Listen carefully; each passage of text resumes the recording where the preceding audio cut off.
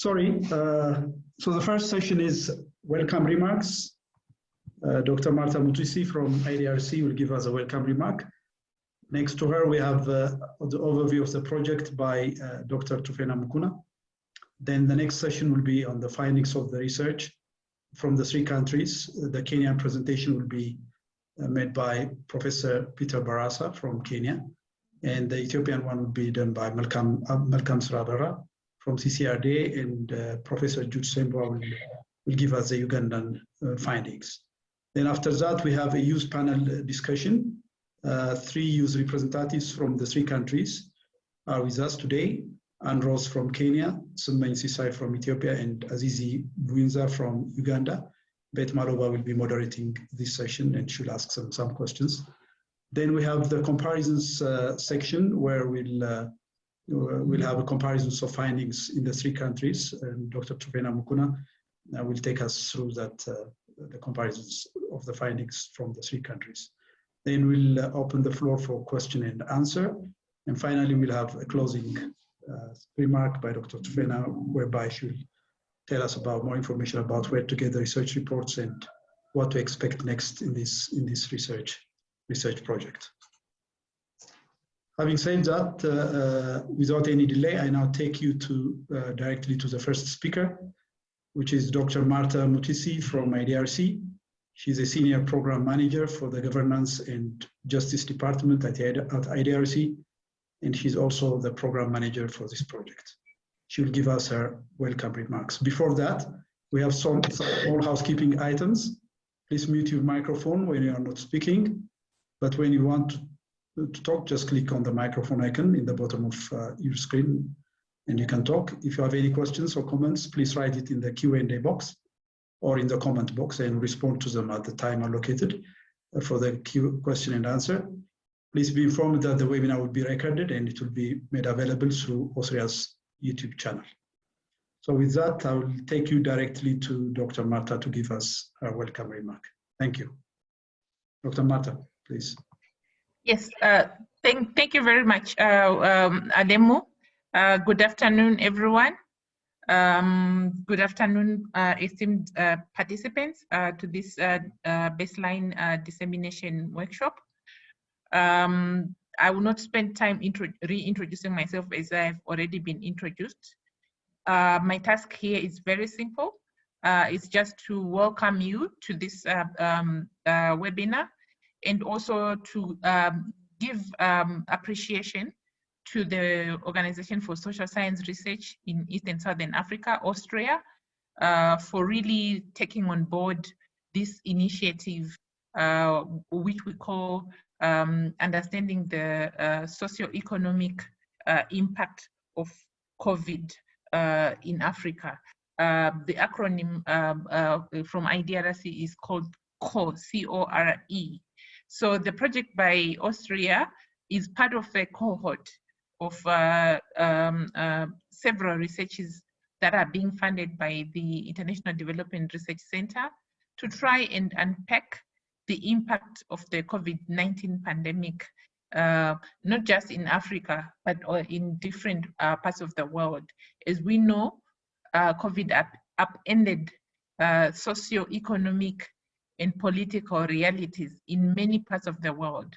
And as IDRC, we felt that our contribution would be to try and understand the impact of the pandemic, but not just from a theoretical perspective, but also to inform policies and practices, particularly those policies and practices that would inform an inclusive, gender-responsive, youth-centered post-pandemic recovery process. We understand that COVID pandemic has had negative impact on national economies, on regional economies, but it also has had negative impact even on democratic spaces, even on the way citizens, on state-society relations. So the study by Austria is going to add more light to understand how youth engagement, how social accountability for justice and how our youth engagement and youth participation in good governance processes can actually allow us to emerge more stronger and more resilient in the aftermath of the pandemic. So without further ado, I would like to welcome everyone and to express my excitement to hear what are the initial findings that the baseline study has actually revealed, so that we can also take these on board to relevant policymakers. I'm looking forward to this study, not just being used as an analytical study, but actually being used as a sort of applied research where specific policy responses and policy changes can be made, particularly in terms of ensuring that the strategies, the processes are inclusive and also they are youth-centered. Even though the younger demographic has not necessarily been impacted in terms of the biomedical impact of the pandemic because of their age advantage, they have been negatively impacted by the COVID pandemic in terms of the economy. As we all know, Africa is the most youthful continent, and most of the young people are located in the informal sector, which has been decimated by the impact of the pandemic. So it is their right to be involved in pursuing social justice and accountability. So I'm very keen and excited to hear about the findings of the study in Ethiopia, Kenya, and Uganda, and how specifically we can use these findings to promote meaningful youth engagement and social accountability by their governments. I'm also looking forward to specific strategies being outlined based on the findings of the baseline study to address the gaps that the policy gaps that have been observed in these three countries, and also to see whether we can actually use these three countries, Ethiopia, Kenya, and Uganda, as a foundational springboard for us to replicate policy measures that can actually enhance the interaction between youth and their governments in terms of responding to more meaningfully to the COVID pandemic. So allow me again to congratulate Austria and its consortium partners for reaching this far in terms of the steps that they have done to undertake this baseline study. I'm looking forward to the deliberations during this webinar. Thank you very much. Over to you, Mr. Alem. Thank you. Thank you, Dr. Marta, for a very insightful and encouraging remarks. It's much appreciated.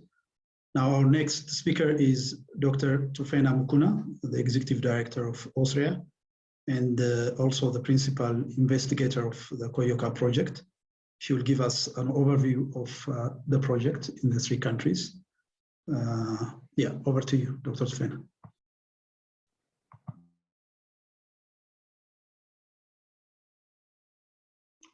Mikias, put up my slides.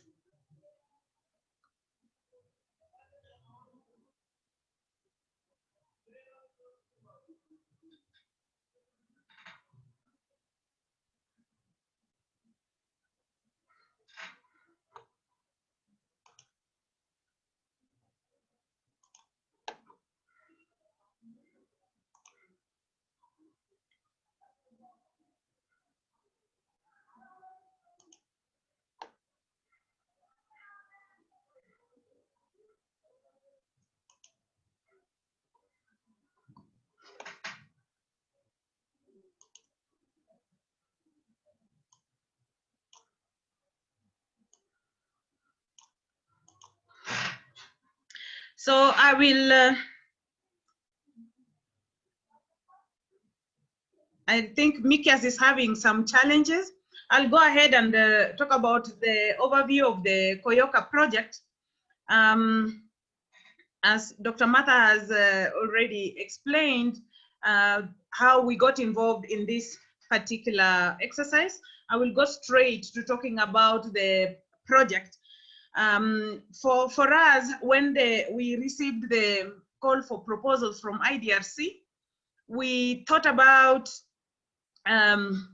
our pet subject, which is youth engagement, meaningful engagement.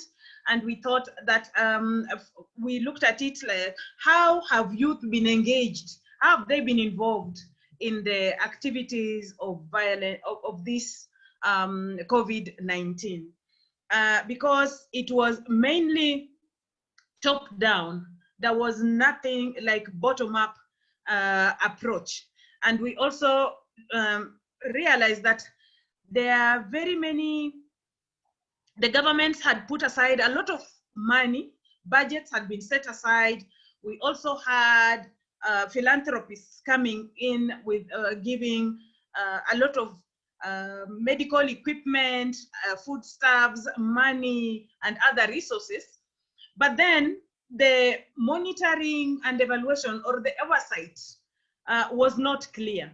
So finding that there was a gap in oversighting the use of these resources, we felt that our project should focus on how youth as agents of change, as transformative agents of change in their communities, can now come in and do the oversight. We find out to what extent are they engaged in policy engagement, because most of the policies that we have in Africa, for most of the countries in Africa, we find the youth are excluded. In this particular case, we wanted to see to what extent are the youth involved. So the project is focusing on the meaningful youth engagement, not just participation of youth. Meaningful youth engagement is defined as where youth are not beneficiaries, they are partners, and they are also leaders of whatever activity they are involved in. They don't just participate. They are not mere numbers. They are a critical mass, and they are transformative agents of change. So since COVID has disrupted their livelihoods, access to education, employment, and participation in governance processes, decision-making, and public life, that is our focus. We know, as earlier mentioned, that Africa is the youngest continent, and therefore the long-term impact of the crisis will exacerbate the vulnerability and exclusion of young people. COVID-19 has the potential of promoting youth agency by encouraging innovation, strengthening intergenerational dialogue, and promoting social accountability. And therefore, looking at youth as beneficial beings instead of people who can add value, and harnessing on their potential is very critical to us in this particular respect. Why this project? Despite the exclusionary practices meted on the youth as agents of change, young people should be at the forefront of action and policy responses to mitigate and address the impact of the pandemic by preventing corruption through social accountability. How can they do this? That is why we posed the research question. How do we ensure that youth-led social accountability programming for COVID-19 is gender responsive, inclusive, and has meaningful engagement, so that the voices of the most marginalized are heard and translate into better social services and good governance? This research project is focusing on the IGAD region and three member states of the IGAD region. In these 3 member states, we have selected 3 research sites. So in total, we have 9 research sites. In Kenya, we have Nairobi as the capital city. We have Busia as the borderland, and then we have Mombasa. For Ethiopia, we have Addis Ababa as the capital. We have Hawassa as a smaller town, and then the Somali region, which is a borderland. In Uganda, we have Kampala as the capital. We have Mayuge as a smaller city, and then we have Gulu as the borderland. So we are interested in finding out the different dynamics and doing comparisons in these 3 countries, across the countries and within the countries. As earlier mentioned by Alemu, the partners, we formed the Pentagon, and the Pentagon is made of Austria as the research lead. Then we have IGAD C1, who represent the policymakers. We have CCRDA, the country research institution for Ethiopia. We have Makerere University, the country research institution for Uganda, and Oserea Kenya chapter, the country research institution for Kenya.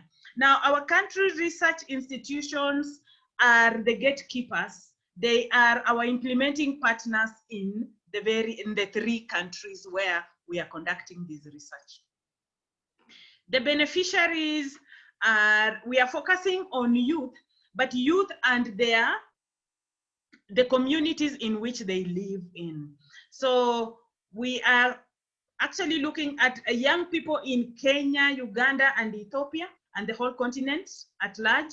Ministries of Youth, Gender and Social Affairs, Ministries of Labor, Ministries of Internal Security, academia, youth-led civil society organizations, Ministries of Health, Ministries of Social Justice, among others.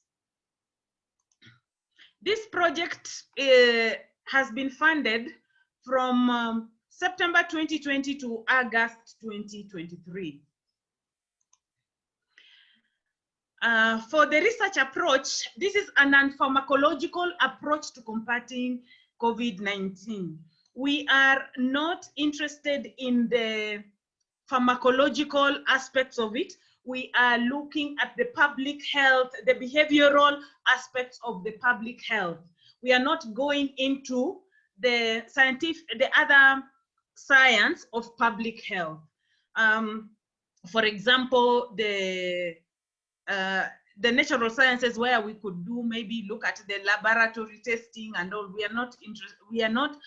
We are going to mention them in our literature review and use the information, but then we are not getting into that. We are just basing our focus on the behavioral aspect of science. It is a bottom-up approach to conduct a gendered poverty and vulnerability analysis to COVID-19 in the 3 countries. We are adopting a political economy analysis to provide useful evidence base to inform principles of social accountability for social justice and good governance. What I mean by that is the political economy. The political economy analysis is important here. We are looking, every country has its own context. Context is very important. The barriers of change and the power dynamics and the decision making at different levels differ from one country to another, from one region within the country to another. So we are interested in getting into the finer details of this and explaining all this, explaining how it has all played out while guided by youth as the transformative agents, and how they are oversighting the budgets, how the policies that have been that each of the countries has come up with to mitigate against the impacts of COVID-19. We are interested in coordinate responses using a data-driven, evidence-based approach.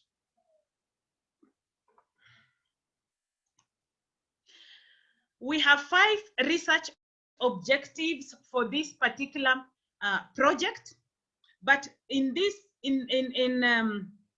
for the baseline study, we focused only on the first 2 objectives. The first objective is to carry out a comprehensive gender analysis of the current social mobilization of youth in informing, co-designing, and supporting COVID-19 pandemic emergency preparedness, response, capacity, key gaps, and support needs among IGAD member countries. The baseline research is focusing only on the preparedness and then the gaps that have emerged from the policy engagement or the oversight that the youth have been involved in. The second one is to build the capacity of the male and female youth volunteers for behavior change in emergency preparedness, response, and building resilience to impacts of COVID-19 so that they are well informed, resourced, and educated about COVID-19 and its mitigation measures. So these two go hand in hand, the preparedness, emergency preparedness and response, and then the gaps so that we can build the policies.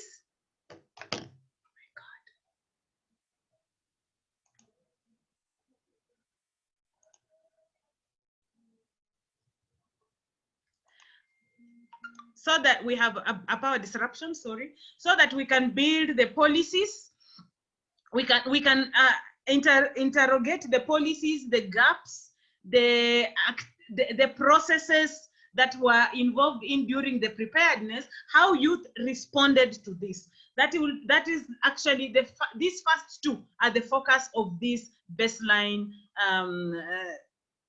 research findings that we are going to discuss in the next session.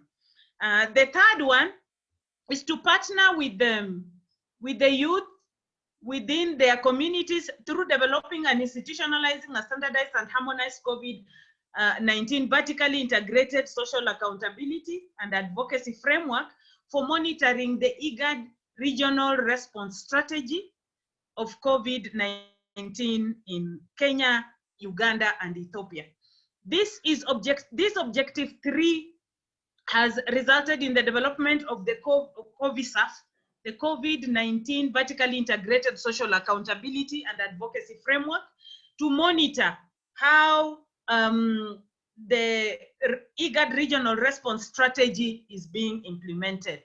The fourth objective is to investigate and track gender differentiated social economic impacts of COVID-19 on youth and their communities and document community perceptions and response strategies.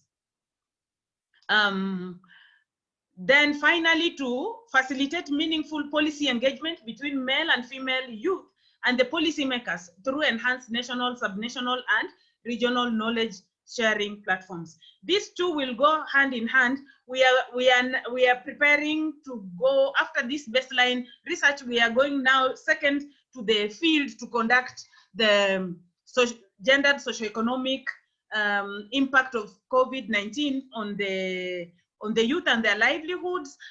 And also, while doing that, we shall engage the youth, we shall engage the policymakers, in discussing how policymakers or the decision makers can ensure the provision of services while the youth agency is felt. This is our conceptual framework on which we are basing our research on. We are saying that on one hand, we have the voice and demand from the youth. On the other hand, we have the government and decision makers providing services, and they are answerable to the citizens. But while that is happening, there should be feedback between the service providers and the citizens. Youth come in where there are gaps. Where there are gaps, then the youth will have to fill in. We have to fill in those gaps by building the capacity of the youth, by giving them information on their mandates, their rights, responsibility, and entitlements. You can see from this conceptual framework, we are working at multiple levels, at the local government, national, regional, and even the transnational level, because that is how COVID is evolving. We are expecting that the youth's voice may be heard. They have different opinions, and they will participate by having different opinions, but it is not enough for them to have opinions. These opinions must be articulated and aggregated by one body or one youth, so that they speak for the voiceless, and they have agency to demand for their rights, so that they have agency to demand for their rights, which now goes to the and decision makers to provide the services. It is a circular. It is not. It is as we can see from this, we are attempting to show that it is circular. The dark triangle in the middle represents two things. It represents the multi-level, the multiple levels of engagement. It also represents the policy, political economic analysis, which because context matters as far as all these things are concerned.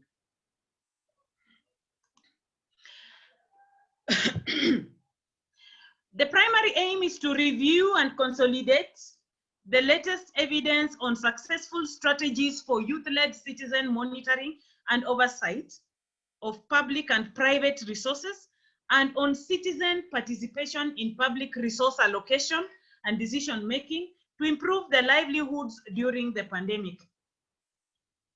Data will be collected in 4 phases. The baseline study, which is focusing on preparedness and response in Kenya, Ethiopia, and Uganda. Then secondly, the gendered socioeconomic analysis of COVID-19 to youth and their livelihoods.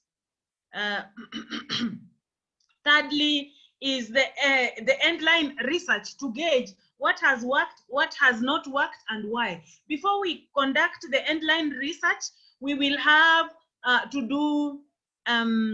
we will engage in capacity building of the youth. We are going to develop a manual and build the capacity of the youth and the policy makers, so that we can strike a balance and have the youth providing the oversight to the budgets and policies that are available, and also for the government providing an enabling environment for the youth to actually do the oversight. Then we have the developmental monitoring and evaluation. This developmental monitoring and evaluation is the COVISAF. And at the COVISAF, at the local level, we have the YOHEBs, youth volunteers who collect data in their local area from media, village, reports, meetings, etc. They transmit this information that they have collected to the MELCOs, the monitoring, evaluation, and learning coordinators for each country. They collect the data from the YOHEBs and media, academia, and civil society, and also conduct literature review. They compile this and forward to the country research leaders. These country research leaders develop the country research reports that have academic rigor and are of good quality, which are forwarded then to Austria. Austria will do synthesis, regional reports, and forward to C1 IGAD, for which will later on disseminate to other, to the African Union, other RECs, and other bodies that are relevant, or this subject is relevant to. We are focusing on five sectors of the economy: governance. And under governance, we just listed, we will look at maybe things like fair elections, fairness, justice, equality. We will look at how that top-down approach was implemented, because all governments got the standard operating procedures from WHO, and they now the national governments nominated ministries that were in charge of that. So we are interested in that. We are interested in how elections were conducted or not conducted, if there are any fairness, justice, equality in the distribution of resources and the like. We'll also look at the economy, commerce and trade, disruptions in on the borderlands, poverty levels, financial conditions, taxes, unemployment, etc. The environment. Under the environment, we shall focus on the climate change, the natural disasters, natural resources and their uses. Under social well-being, we will look at the education system, health, quality of life, social protection, etc.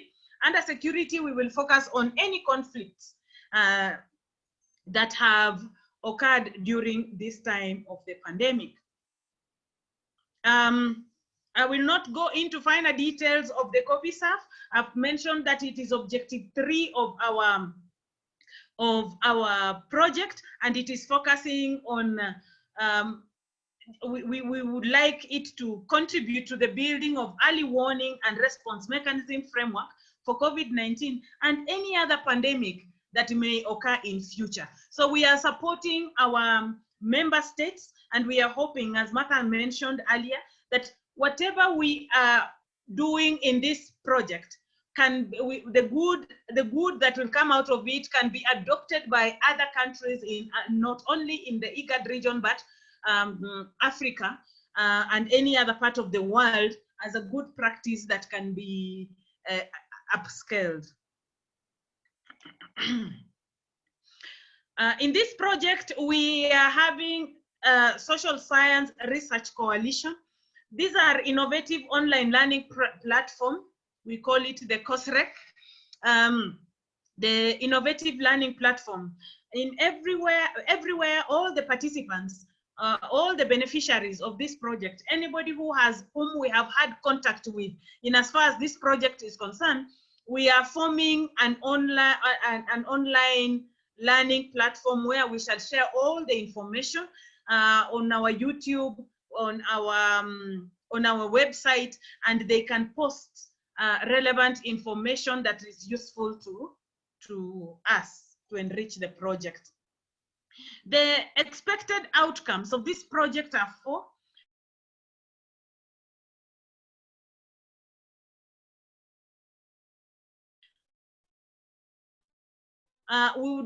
We have an evidence-based approach. Secondly, improve the governance mechanisms. Improved governance mechanisms by promoting meaningful youth engagement in social accountability and advocacy of the COVID-19 pandemic. Thus, promote the 4 pillars of social accountability, which are transparency, participation, response, and monitoring, and therefore contribute to the building of trust between the citizens and local governments when it comes to decision making. When I mention the citizens, it is the youth are the link to their communities. They are the link to the citizens.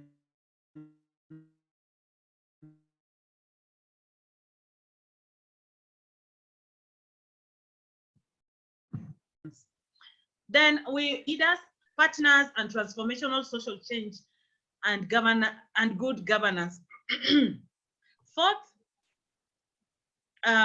The fourth outcome is enhanced engagement of youth in performance monitoring and providing feedback that will lead to responsive allocation of resources to fight COVID-19. I will skip this slide about the theory of change. We are having different learning tools for different audiences. We have research reports, COVISAF, the COSREC, Austria website, manual on social accountability, learning events and workshops, briefs with key figures and recommendations and infographics. We welcome you to join us in this project where we have very high expectations, and we are hoping that all of you who are on board, who are listening to us, who are participating in this webinar today, will write to us and share the knowledge they have about the different areas where they're coming from in the different countries, not only in the IGAD region, but globally, so that we can build in and have a quality comparative research. Thank you. Thank you so much, Dr. Tufena. That was a very comprehensive overview of the COYOQA project. I hope participants have now a better understanding of what the COVID-19 and the Youth Question in Africa project is all about. If you have any questions, please post it in the question and answer box. You can find the button on the bottom side of your screen. With that, our next session will be on findings. The next session is a session where the country research leads will present to us their findings. We'll start with Kenya. Professor Peter Barasa, the country research lead for the COYOQA project in Kenya, will be the one to presenting the findings in Kenya. Over to you, Prof.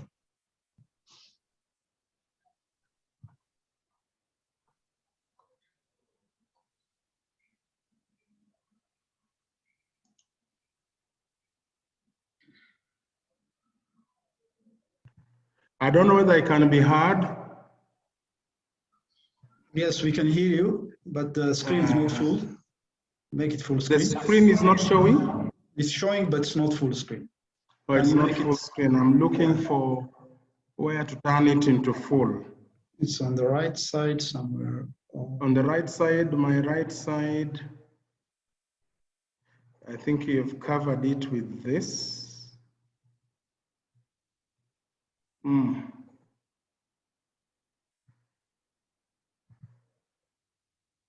Or you go to the slideshow menu. I'm looking for it, and it's slideshow there.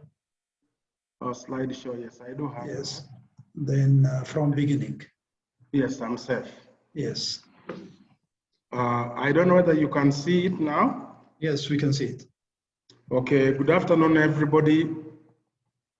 I want to thank you ever so much for giving me the opportunity. How much time do I have, Alemo? 20 minutes. 20 minutes. 20 minutes. I'll begin by using 1 minute to apologize for logging in late and a few other things that will happen. My institution is on the verge of getting a charter as a university, and so we had a team from the president's office visiting. So I've been busy the whole morning, unable to do anything else. But nonetheless, I'm aware of what we did as a Kenyan chapter, Austria chapter, and this report is a representation of the work by Austria, and most especially, I want to invoke the name of Beth Amanda Maloba, who is the research assistant, for her contribution.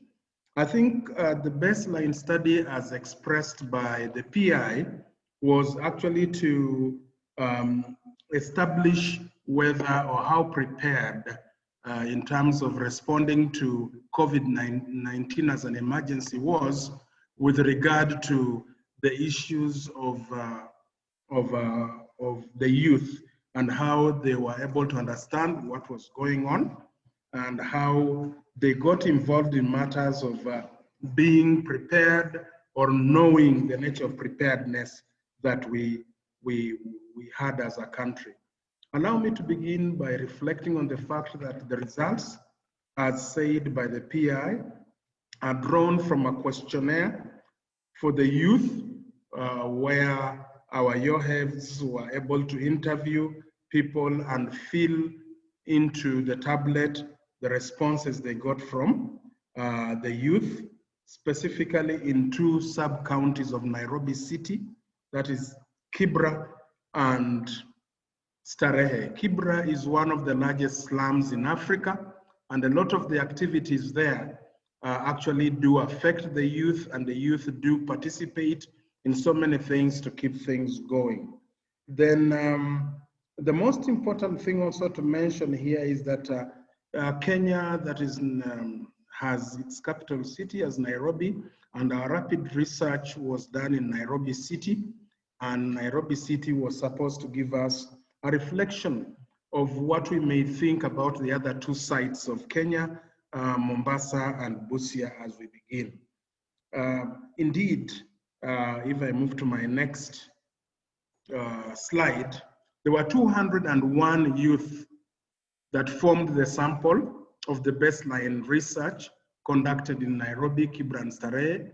Out of these 201 who were requested to participate, 14 of them declined to participate.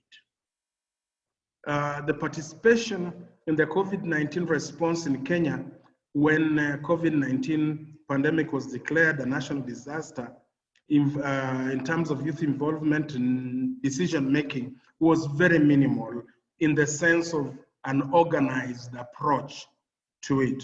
If you look at the nature of mobilization to participate in COVID-19 response, you'll notice that this is gendered in terms of the results we have given you, that the CSOs were motivated, were mobilized at 11.2%. They mobilized at 11.2 mobilized youth. So that was probably in terms of organized mobilization. The CSOs mobilized 11.2 youth, 11.2% of the youth we talked to. The government has a miserly 4.3%, showing that the contact between the youth and the government at a time when they needed to mobilize the whole society into responding to this pandemic, there was very little mobilization of the youth from the government. Individually, 16.5% youth volunteered and responded to the issues of COVID-19. 5.3% of the faith-based organizations, youth were mobilized by faith-based organizations. And then community-based organizations also mobilized 11.2%. Youth organizations, other than CSOs, CBOs and FBOs, mobilized 2.1% of the population sample we talked to.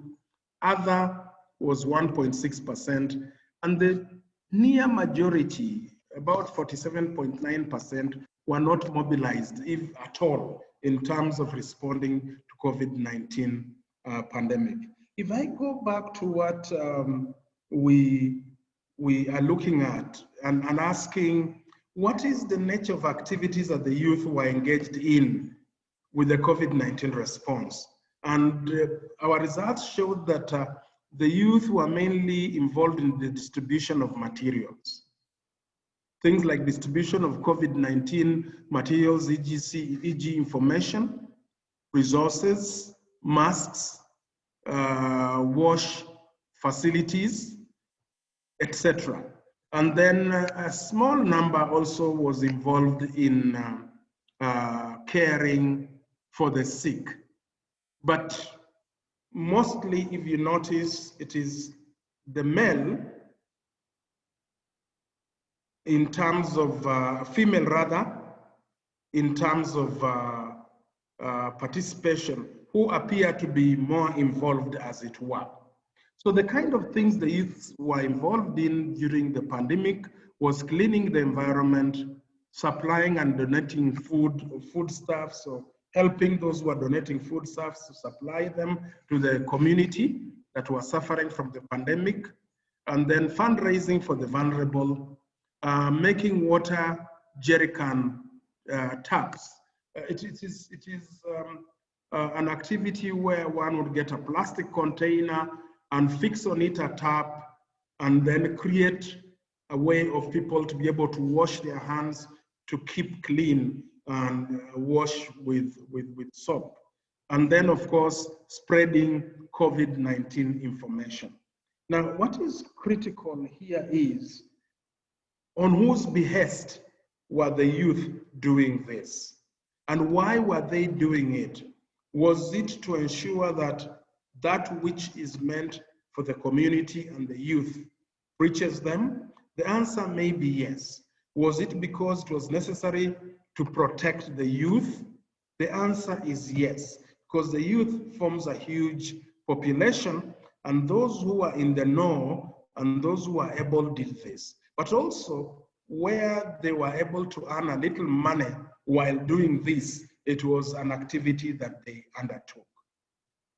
Now, how receptive were the youth to the information about COVID-19? And which kind of information were they receptive to?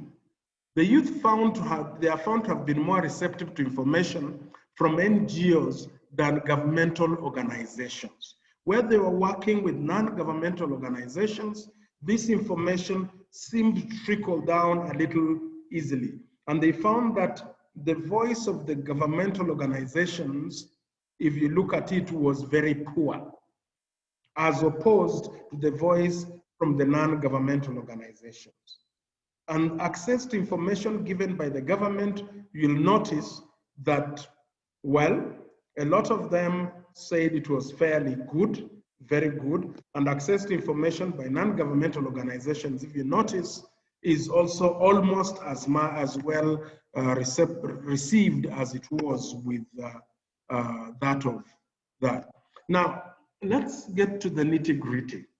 When you read the literature that is available with regard to the time when the government announced on 13th of March, the first COVID patient in Kenya, immediately there was panic. And that panic led to the closure of our airport, the space, and so on. Now, and then the presidential order that indeed did speak to how to behave. This was guided by the guidelines from the World Health Organization. And the moment the World Health Organization released guidelines to do with COVID, a national committee was formed by the president, and it was set up to ensure that they responded to COVID. Now, if you look at the composition of that national committee that was in charge of protecting people from the challenges of COVID, you'll not find youth, and you'll not find youth organizations. And from there trickled an interministerial committee that dealt with issues of COVID, mainly the Ministry of Interior and Governance, the Ministry of Health, the Ministry of Education because of students, and all these ministries, all they did was to prepare policies that would guide the government on how to handle COVID-19. Critical to this is that the involvement in formulating COVID-19 response policies is rated by the youth that we talked to as poor or very poor by most youth.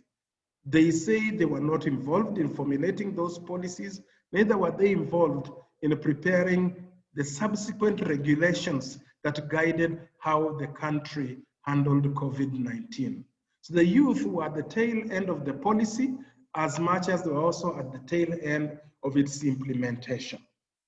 And you may want to say that then, supposing they were involved, at which point would they be useful to this? The challenge for the youth at this particular moment was that with the COVID-19 pandemic came the lockdown. And with the lockdown came the cessation of activities which included jobs for the youth and anything that they were doing before then. So that they also became the vulnerable as much as the community also was. They became part of the vulnerable. And so they required to get together to be able to speak to the issues that the government was putting in place. For instance, it is known that the youth drive the entertainment industry in Nairobi. It is known that the youth drive what we call the informal sector in Nairobi, the Juakali sector. It is known that the youth drive the transport sector in Nairobi, that is in terms of matatus, the local transport here, in terms of motorbikes. All these people ceased to work. And when they ceased to work, they were consumers of policies managing the pandemic, as opposed to them being part of the regulations and the implementation of the policies. The government also set up a committee, a national fund for addressing this disaster. Luckily enough, led by a lady. Funding was received from the National Treasury. Money was set aside by the National Treasury. In addition to that, foreign countries also gave Kenya money. International and local organizations gave the country money. And there is evidence that the government of Kenya set aside a lot of funds to respond to COVID-19. However, the question that we set out to ask is, were the youth involved in budgeting? And when we say the government of Kenya, we are talking at two levels. We have the national government and we have the county governments. And there were funds going to the county governments, specifically to try and have bed space, improve hospitals, buy PPEs for medical staff, and also masks for students in schools and so on. All that money was sent. Each county, including Nairobi, was supposed to have a minimum of 300 bed space that could accommodate people suffering from COVID-19. It is not necessary to say that some of those best equipped hospitals were in Nairobi, like Kenyatta University Referral Hospital, Mbagathi Hospital. Those were places that had very good facilities, Aga Khan Hospital, but these are places that were out of reach of the youth. And so where the money was put, the youth were not, one, involved in budgeting, two, they were not involved, they were not capacitated to be able to use the kind of treatment that was available for those who were dealing with that. Now, the youth, when we talked to them, were aware that they have a role in monitoring and evaluating the performance of the government of Kenya during the COVID-19 pandemic, insofar as health, livelihood, education, employment, and even activism was concerned. We wanted to know whether these were affected during this time and their role in monitoring. They did indicate that activism was not affected, but all these other sectors of livelihood, health, education, and employment suffered a huge blow because of COVID-19. And at the end of it all, when you look at the data they gave us, the youth had very little to do with determining and monitoring and evaluating the performance of the government of Kenya, even where they saw, and there is evidence that almost every 2 days, there was talk of money being misused. There is even an investigation that is going on, and the youth know that in the Kenya medical and supplies sector, where we have a body that supplies medical equipment, people got tenders on phone. They were called, people who are not even in the medical field, would you like to supply PPEs? And they arrived, and some of them got as much as 3 billion Kenya shillings. And indeed, the British government has asked the Kenyan government to try and bring those who took government money, almost 43 billion shillings, and put it in their pocket in the name of supplying equipment and medical support to people who are suffering. The question is, could the youth have managed this? Could they have asked those questions? Do we have CSOs that have the capacity to ask these questions? The youth acknowledge that they would need capacity development to engage both the county and national government on matters of the use of COVID-19 funds. That is what they are saying, that whereas the media and a number of youth did raise concerns, as it were, the truth of the matter is that they were not able to manage certain things. Now, when the PI was talking, he said it's not a matter of how many youth were engaged. It is not a matter of how the numbers are in terms of looking at their capacity for us to analyze their capacity in engaging with an analysis of the political economy we have, analysis of how decision-making is made was made during the COVID-19 pandemic, and as it continues.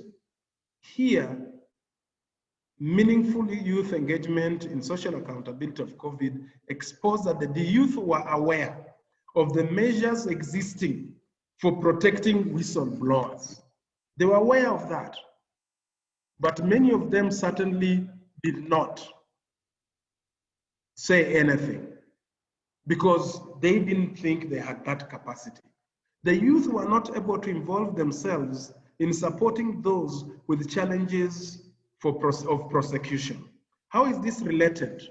During the lockdown, there was a lot of violence. And one simple example for those people who are in Mombasa, they'll recall when people were clobbered for not keeping social distance while using the ferry going to the East Coast, I think, to Kilifi and so on. And indeed, men, women, young men were beaten almost senseless by security. And it required the media and society to say no, because the concept of social distancing was misunderstood by the security. And the president himself did apologize for such activities, such brutality that was meted upon youth in the evenings as they struggled to get from work to go back home. So the youth were not in a position to engage in matters of governance, and the youth were faced with COVID regulations and laws that they and the community had not been involved in formulating. We also found cases of good practice because we wanted to know, was it all bad? If they had challenges of engaging and they were constrained by the fact that they didn't have capacity, they were constrained by the fact that the lockdown and other presidential orders, number 1, 2, and 3, constrained their movement within certain regions, and there were curfews. Were there any good things that the Kenyan youth and the CSOs did in supporting the response to COVID-19? And the answer is yes. At personal level, there are so many examples of youth in Kenya, Mombasa, Nairobi, especially, where the youth at personal level and organizational level involve themselves in supporting the response to COVID-19. And indeed, some youth were vanguards in Nairobi and Mombasa in battling abuse against freedoms of peoples in these cities. The youth also tell us in this baseline study that they have also made an effort in speaking for women and youth suffering social injustice and abuse. Gender-based violence is something that the youth speak to in the baseline study. Issues of abuse of young girls, issues of pregnancy, thousands of girls have not gone back to school. These are impacts of the pandemic, and the youth have spoken and assisted some of them. Probably the issue would be then, as the PI said, have they the urgency to demand for their rights? Have they the capacity to explain what is happening and be able to engage the community in reflecting positively and living positively with the pandemic. What is the way forward? My 20 minutes are over. There is need to speak to policy actors and a wider sample of youth to understand, have a broader understanding of the impact of COVID-19 in Kenya. Why do we want to say this? Because it affects sectors of the economy, it affects the sector of education, it affects the sector of health, and it affects the sector, if you want, the political engagement between people's freedoms and the governments they have. But more important, it engages with issues of good governance and accountability with regard to using funds, because some of those funds were donated. And even if they were not donated, government funds are public property. Government funds, they belong to the community, and they must serve the purpose of that community. So going forward, we look to an opportunity to be able to interview, as it were, and engage meaningfully with partners, with leaders, so that we can ask how we can engage youth as transformative agents of change and make them not perceive pandemic as an opportunity to steal from their own country. Thank you. Thank you, Prof. You have touched on so many things. I'm sure that participants will have some questions to raise. Please put your questions on the Q&A section. Now, our next speaker is Malcolm Sra Abara from CCRDA, the Consortium of Christian Relief Development Association, which is based in Ethiopia. It is an umbrella NGO organization in Ethiopia. He'll be presenting the key findings from Ethiopia. Malcolm Sra, over to you. Okay, thank you.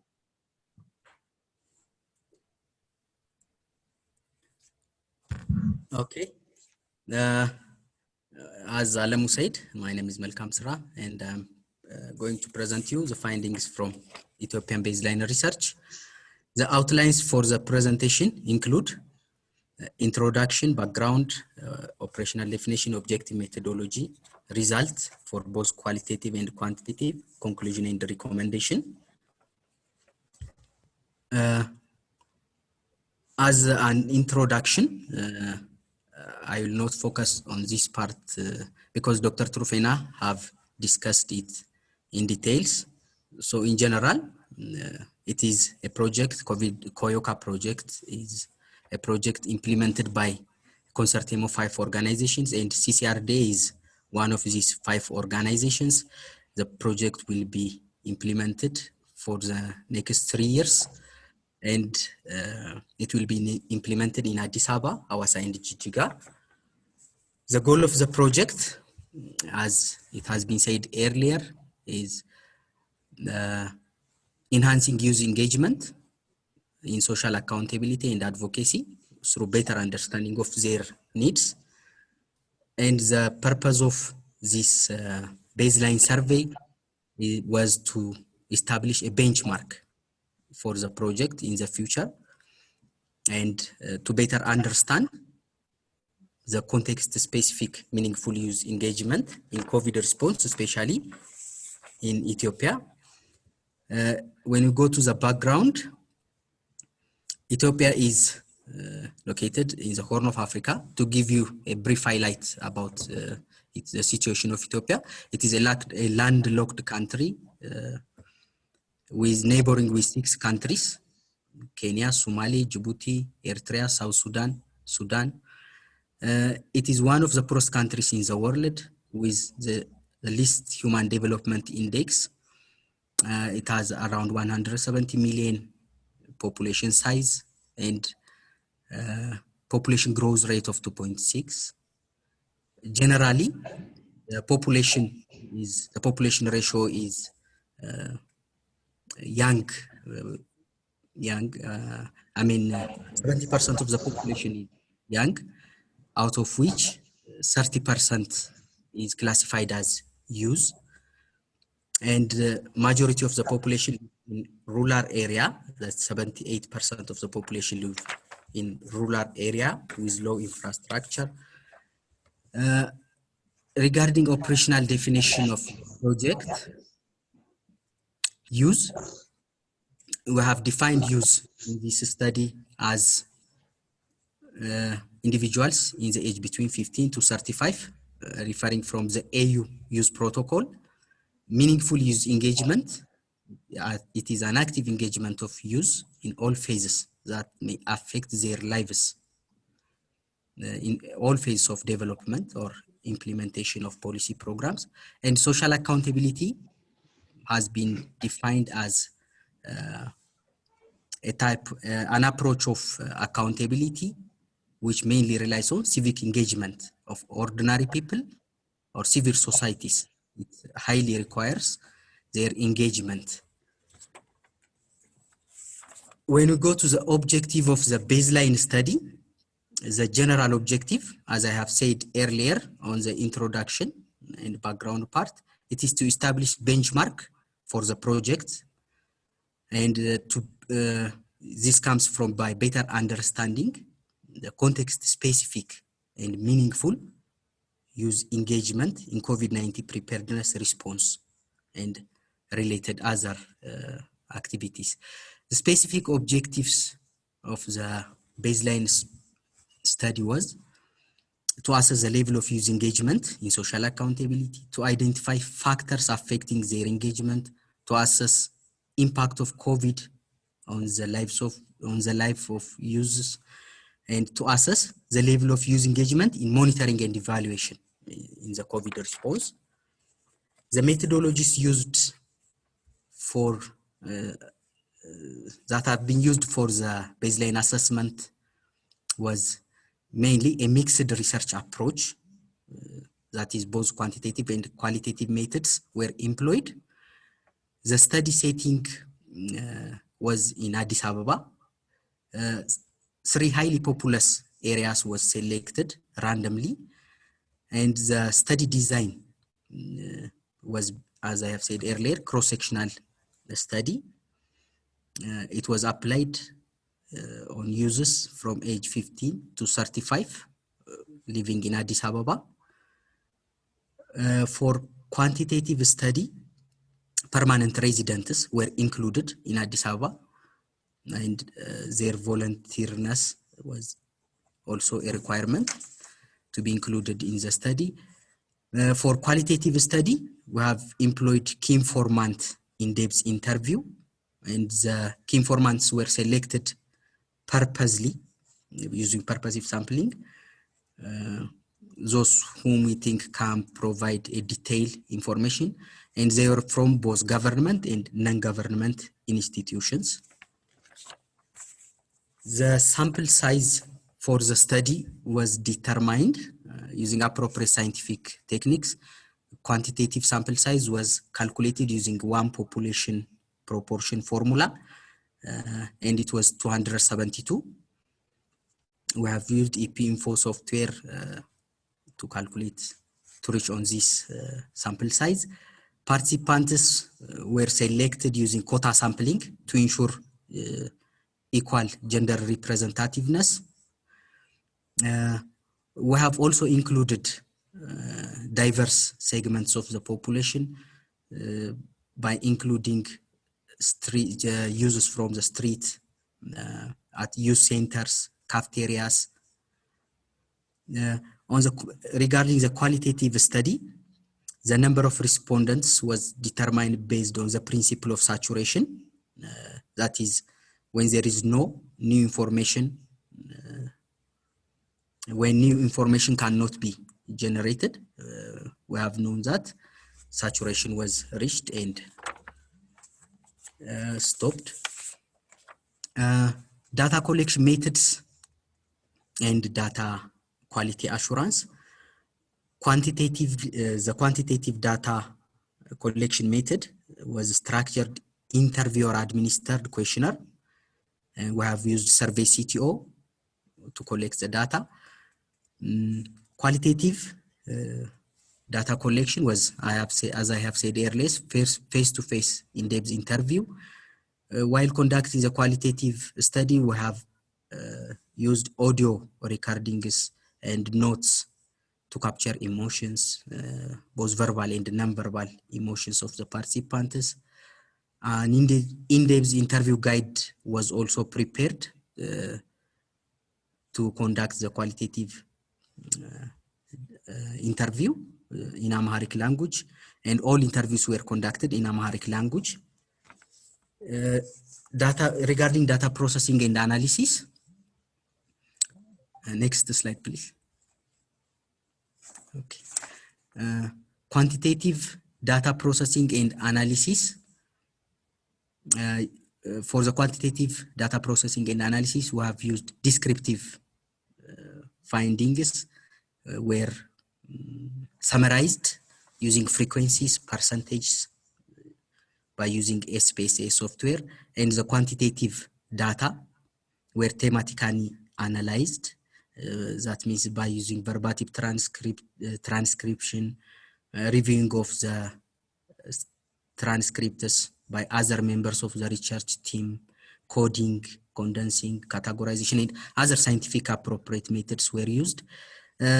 While data collection was on progress, preliminary analysis of early interviews has also been carried on side to side, and we have adapted questions accordingly based on the responses. Ethical issues. Necessary communications were made with all concerned bodies and permissions was secured. The purpose of study was explained. We have ensured participants were voluntary. Informed oral consent have also been ensured. When we go to the result part,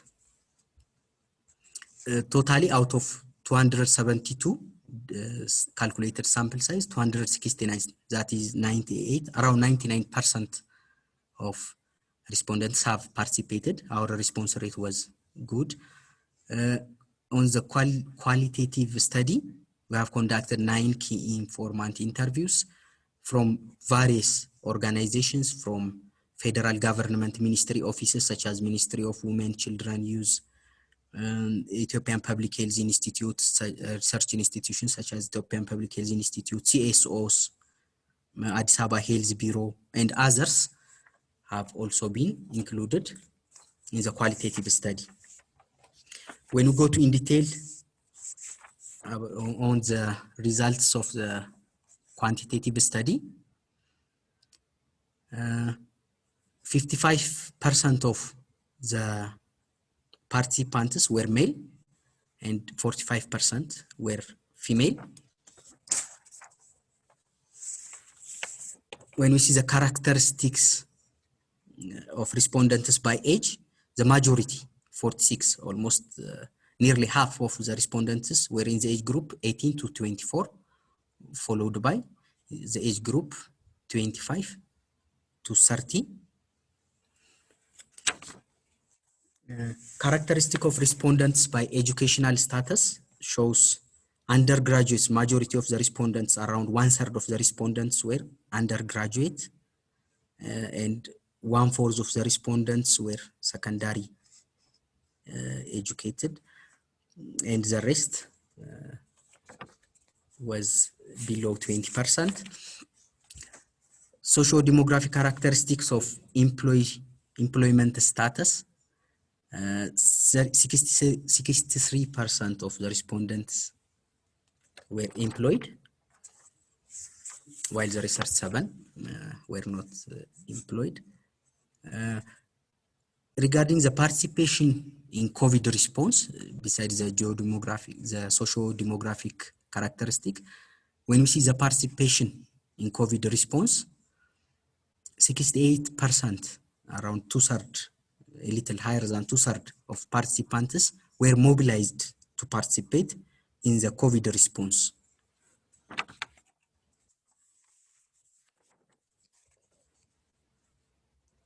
The proportion of users who have among the 68% who have been mobilized, when we see the proportion by type of mobilizer,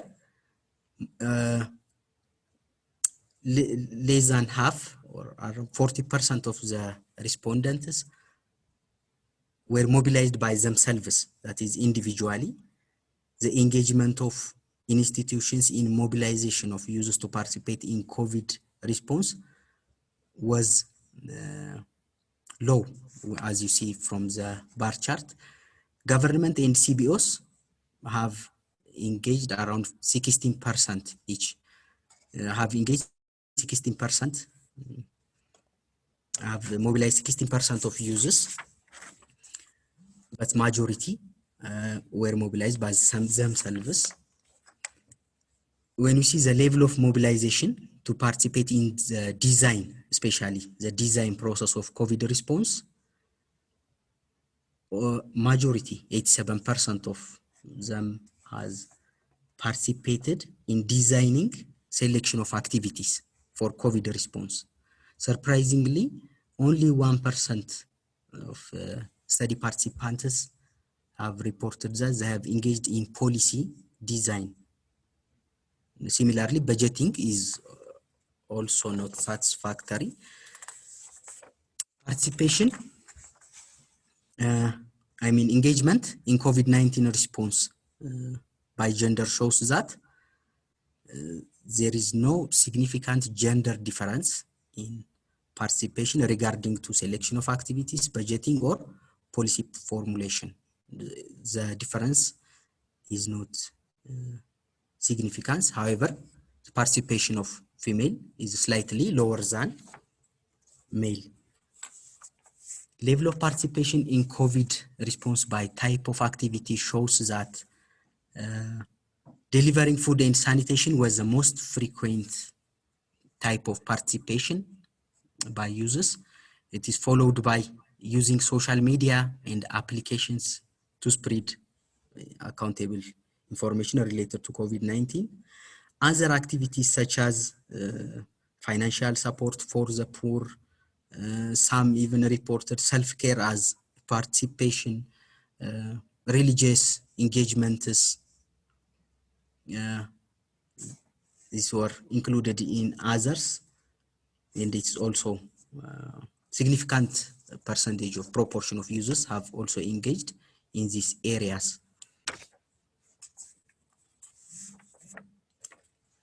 When we see the enabling environment, that is legislations, laws enacted during COVID-19, nearly all, that is 98%, have reported that they have not been engaged in formulation of COVID-19 peace and security policy.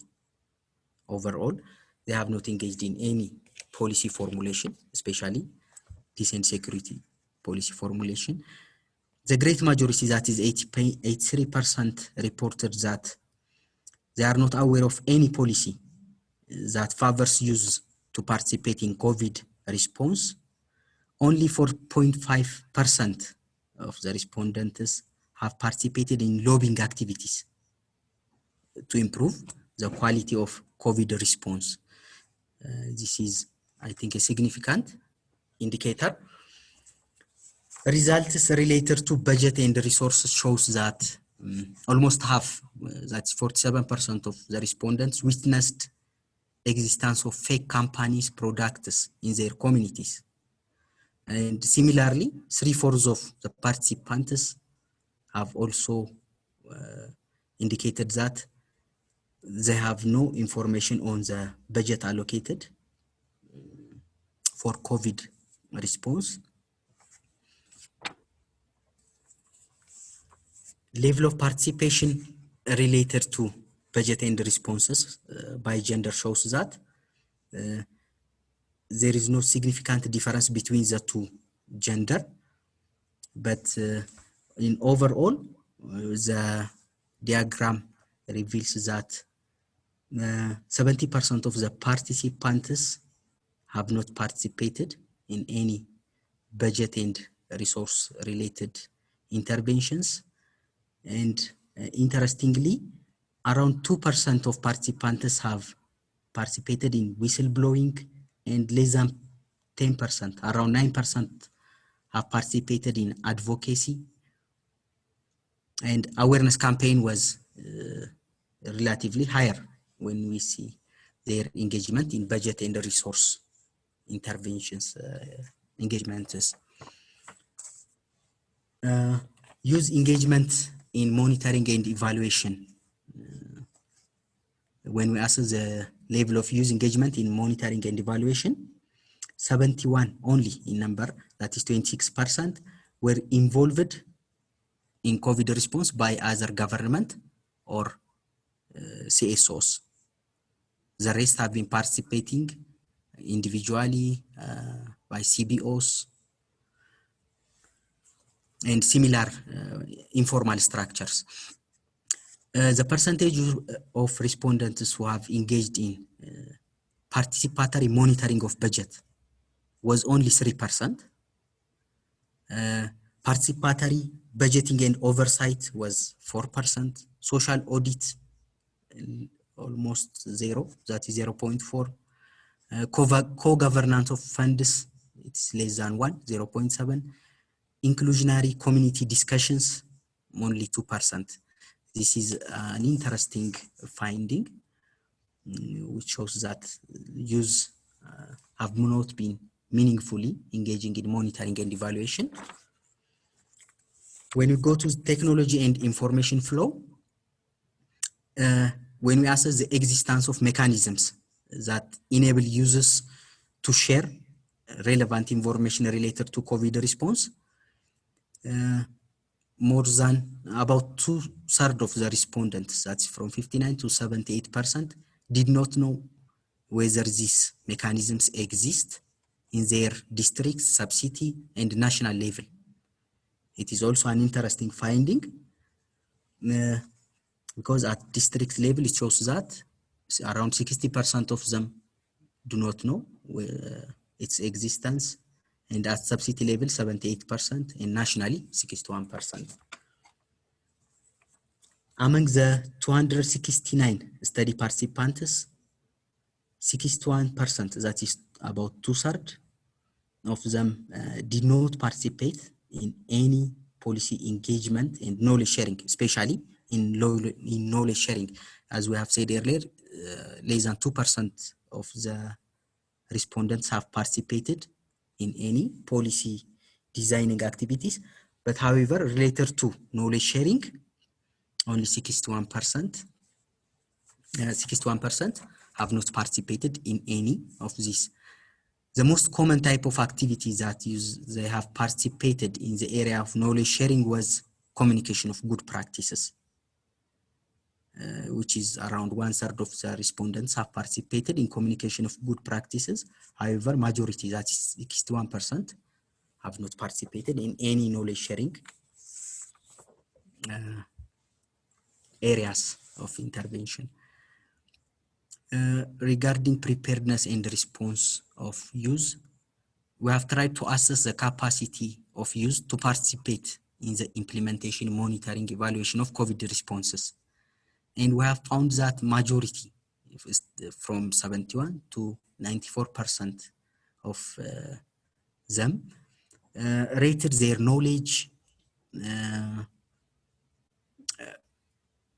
regarding COVID-19, knowledge on information on mandates, access to protective material, financial resources, responsibility, ability to demand information, ability to speak out and engage, motivation. When we summarize their capacity in these areas, 71 to 94% of the respondents have said they have at least good capacity in this area. However, participants who have said they have good or very good, who have rated good or very good capacity in the allocation of money and in the ability to participate in follow-up of the way the money was spent. In these two variables, that is allocation of money and follow-up of the money, how the money was spent, was less than 20%. That is 13% and 16% respectively. Challenges. The most common factors identified by the quantitative study participants as challenges to participate in COVID response, especially in meaningful use engagement related COVID response, were limited budget. 50% of them have identified limited budget as a main challenge. Limited time, 1/3 of them have identified limited time as a challenge. Reluctance of the government was reported by 1/4 of the respondents. Limited capacity of both government and users has also been identified as a challenge. Respondents, this response was generated from participants who have participated and not participated in any COVID response, that is the whole study participants out of the 269. However, those who have participated in COVID response only identified that culture was the main factor. It was reported by 48%, economic variables 30%, and access to information by around 20% of them. Study participants have also reported that education, COVID has affected mainly 3 main areas of their life, that's education, employment, and health. Education was the most commonly identified aspect of life affected by COVID-19. Maybe this is because most of our study participants are users and they are students. Employment has also been affected. This is all about the quantitative result. When we go to the qualitative study findings regarding meaningful use engagement in social accountability, the level of meaningful use engagement related to the social accountability is different from organization to organization. We have our key informants have identified that no universal framework of guideline that directs this use engagement in COVID response. Key informants also suggested in this area, they have also suggested meaningful participation can be achieved through different deliberate efforts such as building capacities, creating enabling environment, support, frequent follow-up. We'll see this on the recommendation part. Regarding the enabling factors of meaningful use engagement, next slide please.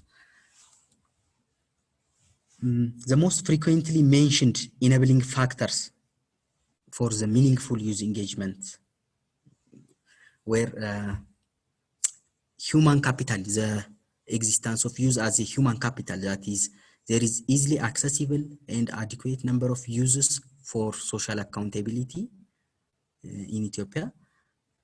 Growing interest in the area of social accountability, availability of use organizational structures. However, these organizations might have limitations, but they can be taken as an opportunity or as an enabling factors. Use coordination offices, volunteer coordination offices, use association, use centers can be an enabling environment. Technology, like the social media, could be a good enabling factors. Presence of sound guidelines. Ethiopia has adopted many good international charters, policies, but their implementation might have been limited, but we have sound and good guidelines policies. COVID-19 is becoming a global and national attention. So these are the enabling factors for meaningful use engagement in social accountability. COVID-19 budget and resources have not been transparent according to our key informants.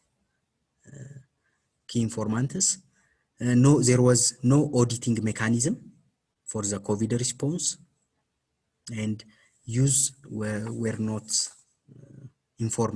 well informed and aware on the amount, type of resources This was also a finding from the quantitative study. In terms of youth engagement in monitoring and evaluation, our qualitative study shows that it is not satisfactory. Users have not been satisfactorily participating in M&E of COVID responses. Reasons such as emergency nature of the problem, adequate knowledge, gap in knowledge, monitoring and framework were indicated as the cause for this unsatisfactory participation. Regarding preparedness and response, public awareness creation and public education was the main as a cornerstone strategy in Ethiopia. Related to this, the government has implemented widely implemented media messages through telecom and SMS text-based messages. Online platforms as a good practice was implemented by Ministry of Health. Contact tracing, there was strong contact tracing, isolation, quarantine, especially in the early phase of the pandemic. Community mobilization was also high, especially in the early phases, using dormitories, universities, and other public institutions, and engaging the community in COVID response. Declaration of state of emergency, which bans gathering and social activities, was another response by the government.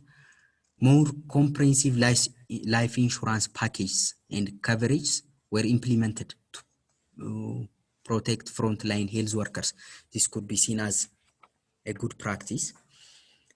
Challenges, findings from the qualitative study shows that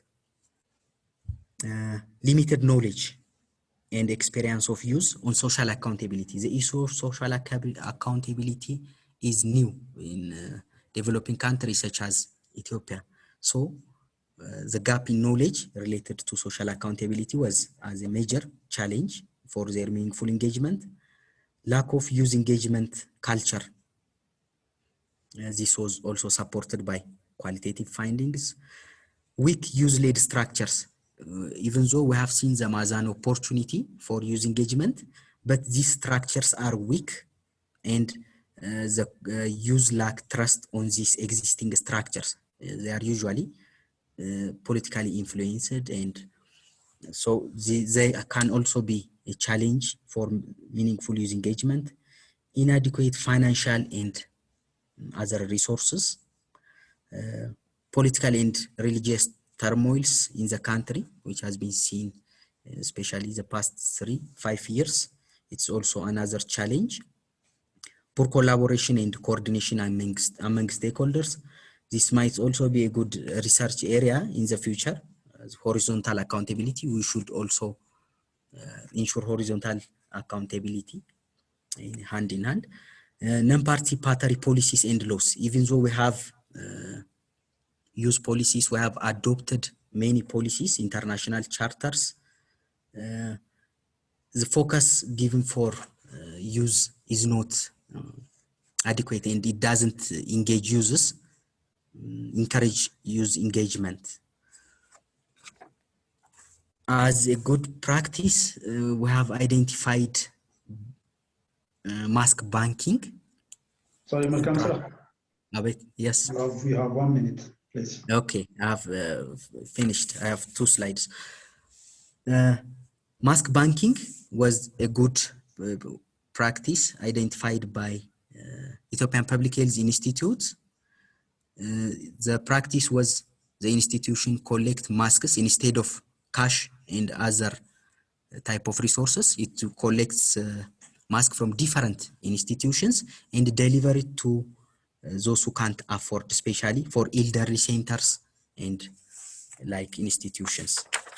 Conclusion, The study found low level of youth engagement in social accountability. The major barriers, as I have said earlier, was lack of engagement culture, the structure, institutions, trust, and related issues. The government has been implementing several measures, starting from state of emergency and implementing COVID responses. So as a recommendation, we recommend civil societies need to work together, coordinate their effort, avoid duplication of effort, engage users in all phases, from the design to the monitoring and evaluation. The government and other concerned bodies have responsibility, more responsibility, so they should establish or expand use-friendly centers. More is expected in general from the government, and integration and mainstreaming of COVID-19 interventions will result better user engagement. Thank you. Thank you so much, Malcolm Sarah. That was a very detailed and very informative and impressive presentation. Thank you so much. Now I'll take you directly to Professor Jude. He will present us findings from the Ugandan part of the study. Over to you, Prof.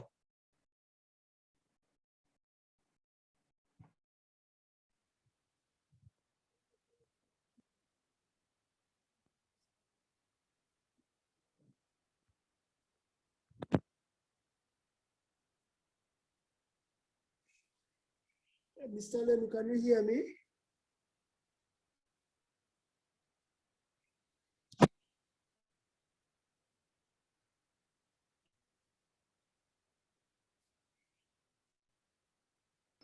Hello, Prof. Good afternoon. Good afternoon. Can you hear me? Yeah, yes, we can hear you. Please go ahead.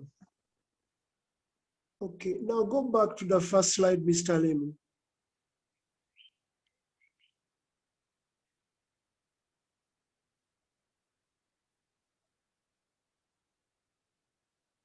Nikki, go back to the first slide. The first slide. The home slide. Yeah.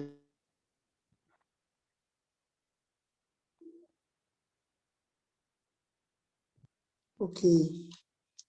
First of all, I would like to thank you very much, as ever, for the opportunity. I had hoped you would tell me to share my video so Mystery can see how creative I combed my hair, but apparently you haven't. So I'll just make do with that. It is okay. No, you can share. You can share, I think. I don't know why we are presenting our study last. I think it helps matters a great deal because many of the things will have been covered already. But before I proceed to the study, I would like to thank Dr. Trufena very much for her leadership. The not so heartwarming emails we received from her, wherever she is, must have contributed greatly to us somehow managing to finish this despite being under lockdown and highly troubled internet. Secondly, I would like to thank you very much, Mr. Lemu, for sharing that SPSS file with me. I updated from version 13 to 22, so this work could be done. The analysis had become a challenge because I couldn't access the data, and that is part of the reason these reports did not come through as and when they were expected. I would like to thank very much my partners, the people with whom we have done this down here in the Pearl of Africa, Dr. Ntege Jerome, for his support. We have been collaborating on this for a while and it has been a great thing. I'd like to thank Robina for doing the remote interviews, many of them that provided insight into the survey itself when we had the quantitative side of things. And crucially, the team we were with at DoubleTree, you helped to put a lot of things into perspective so we could complete this work. Ours is entitled Capacity and Mobilization of Youth to Participate in the COVID-19 Response. And true to form and substance, the idea is to collect baseline data that will guide the implementation of the COYOQA project so that we are able to eventually come up with a COVISAF, but which COVISAF could actually be applied to other areas of endeavor, as in the IGAD's priority intervention areas, governance, health, climate, etc. To appreciate the baseline, it is important to remind ourselves, although very quickly, now that we are presenting last, the COYOQA project theory of change. The idea is a simple, straightforward one, that if there is meaningful youth engagement in anything, by the way, there is going to be social accountability. People will use information to demand that the services government provides them are provided properly, beneficially, efficiently, and effectively. But meaningful youth engagement will result from youth having choice, meaning that there would have to be a human rights-based approach to the service delivery. But even when the youth have choice, they would have to exercise oversight in the sense of participating in, benefiting from, but also watching over the way these social programs are delivered by their service providers, whether these be government or civil society organizations. And after they have seen with that oversight, they would have to have a voice to be able to voice what they have seen, call out abuse, make suggestions for improvement, and then that will result into meaningful engagement. In turn, that choice, oversight, and voice would depend on the youth capacity to exercise those things. But even when they have the capacity, they would need to be mobilized to exercise that capacity. And even when they are mobilized and they are exercising their voice, their oversight and choice, they would need to have an audience, a listening ear. In other words, government or the service providers generally would need to be receptive of those things that the youth engage with. Now, regarding baseline, it was our view that COYOQA would strengthen this capacity, the mobilization, but also the receptiveness of government or service providers in the COVID response generally.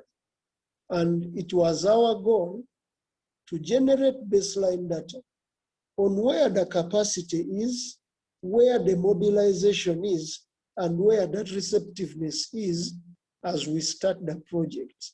To do two things.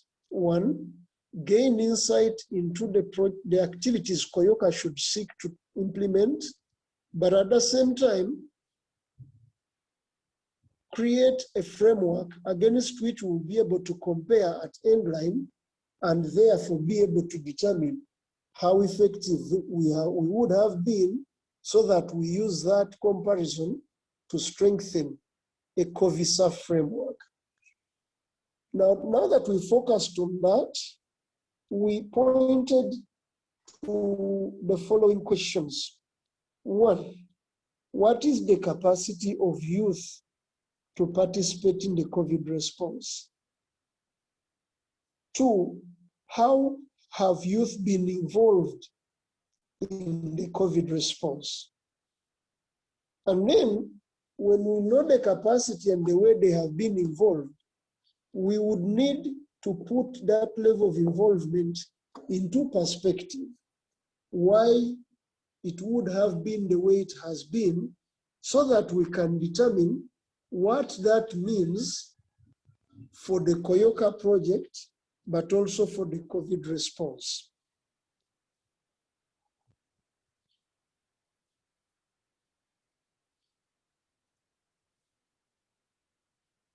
First, the capacity of youth to participate. The question is, we are saying youth would contribute to social accountability, but only if they have the capacity. Therefore, we checked this capacity to start with, where it was when the pandemic struck. And we looked at it in terms of education to start with. And out of the 301 youth that were surveyed, 98% had some level of formal education. And of those, majority had secondary, tertiary, or even university. An obvious implication there is that these youth had a level of, I think the slides are moving too fast.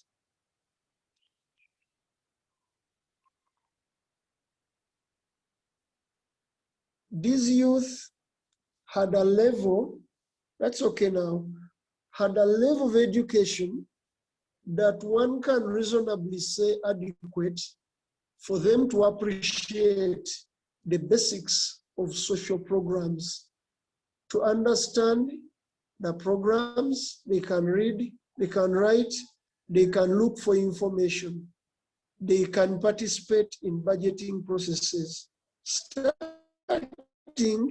with that initial level of formal education. And even if they did not have that, this level of education where 98% have at least primary education gives confidence that the youth we surveyed and whose picture represents the population around are trainable. They can be trained. A number of them were in employment, but the vast majority, over 60% of those who worked earned less than $150. That means their economic situation is not the strong one. The implication being that they could have benefited from a well thought out COVID response, meaning that given chance, they would indeed want to contribute to it because they are in the category of income that would stand to benefit from it. Very few of them, 18%, were involved with civil society organizations or youth organizations that might mobilize them, that might build their capacity to participate in the COVID-19 response. So that was a downside of things. Aside from that, the youth had to have emergency preparedness because they wouldn't contribute meaningfully to responding to a pandemic that is killing them in the very first place. But the findings were that the vast majority of them were very knowledgeable about COVID-19. Indeed, they had access to protective materials, although they lacked the financial resources to thrive during the lockdown situation. On the contrary, however, their civic awareness was rated as being poor. Up to 57% of the respondents said they were not necessarily aware of their mandate, the responsibility of the service providers in the COVID response, and they were not conversant with the rights they enjoyed as youth or citizens in the midst of the pandemic and government's response. Also, they ranked their ability to demand for information to be poor, as they did their ability to speak out and to engage, and even, crucially, their motivation to do so. The conclusion there is that while the emergency preparedness of the youth is a tick, their capacity to participate in the accountability processes, civic awareness associated with the response was poor.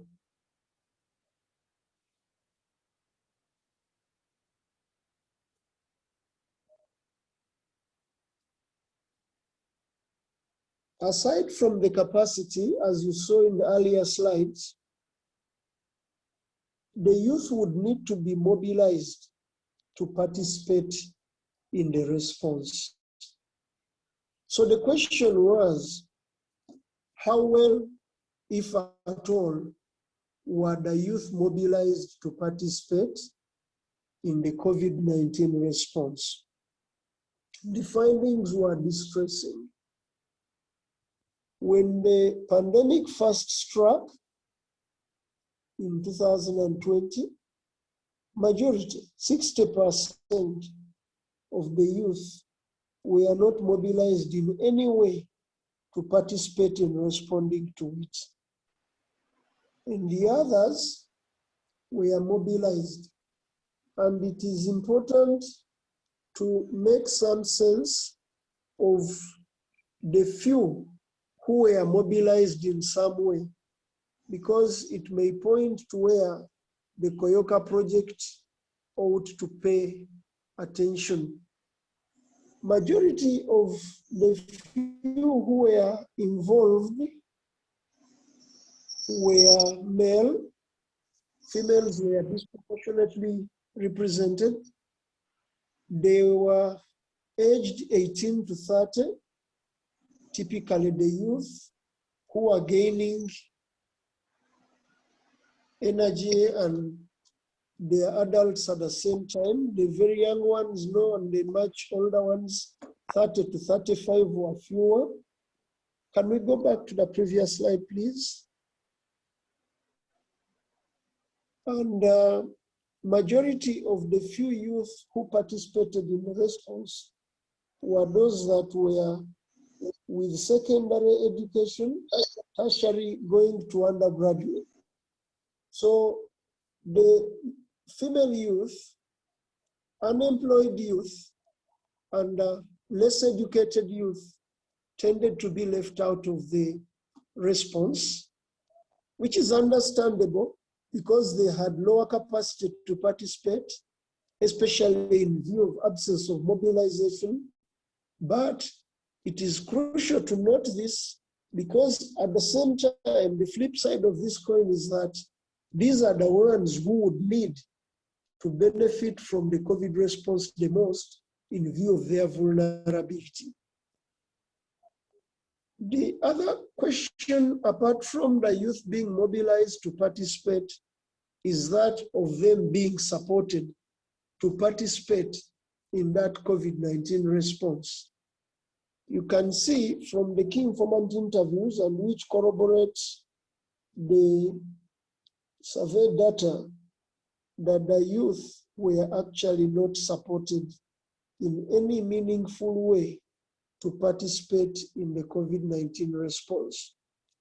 Now, in view of their capacity and in view of their poor mobilization and absence of support towards participating in the response, the natural question that follows is one of what those who participated in the response actually participated in. That is shown on the next slide as well as the next one. Kindly proceed. you realize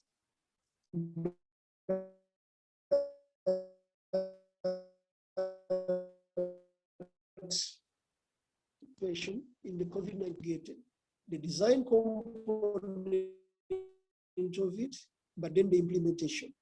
And the figures, especially in the last column, show that just 1% indicated having some kind of participation in the budgeting aspect.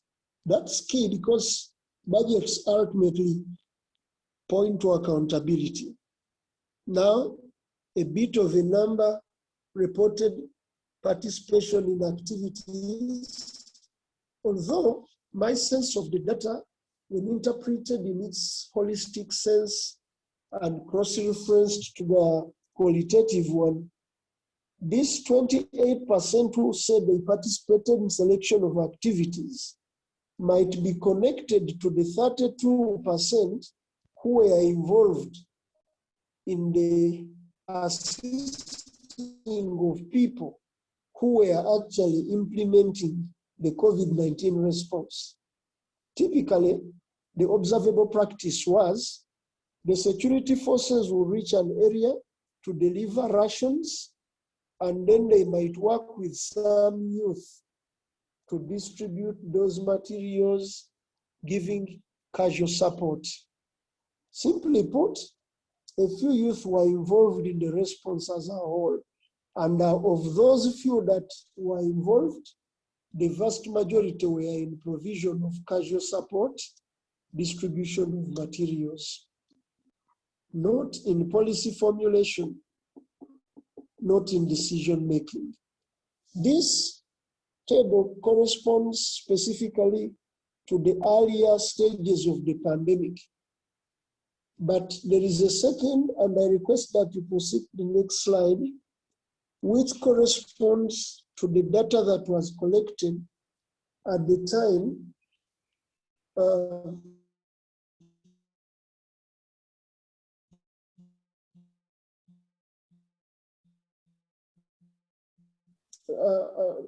and one would have expected that the declaration of the pandemic, things would have evolved. Indeed, they had. But this time round, the activity that was reported to be model was the sharing of information on COVID, which was done on social media. This was termed as sharing information, but we live here, so we know.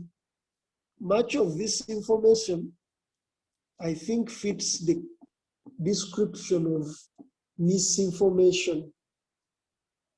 This was followed by observing SOPs, and this again is in line with observed practice that government's response has focused primarily on putting information out there and urging, if not forcing, people to observe the SOPs. This observance of SOPs was done at a personal level of each individual youth, not corresponding to the participation of the youth into the systematized effort to deal with COVID at a community level, at a more general level. Next slide, please.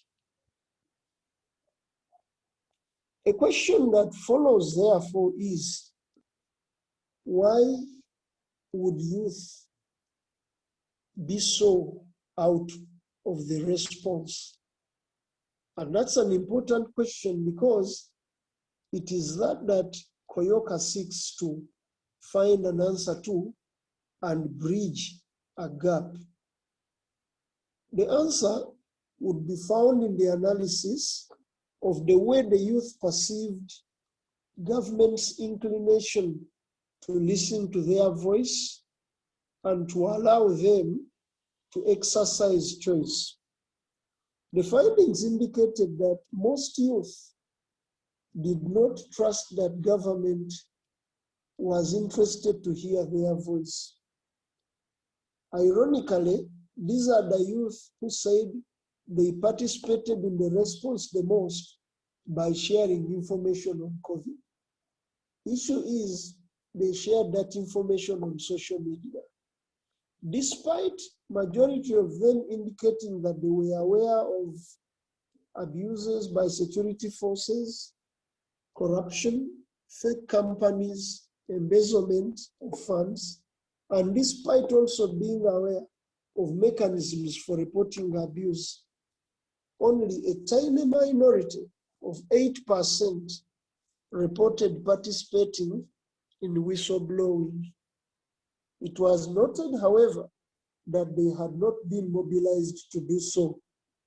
Hence, our question to the people of the civil society organizations and to the Ministry of Labor, Gender and Social Development, where youth affairs fall. Why didn't the youth get mobilized to participate? And the responses pointed to a clear explanation. COVID was viewed as a malignant public health issue that was approached with panic in a way that was exclusionary, top-down, to protect people from catching it. And the protection included locking people down, telling them to stay at home.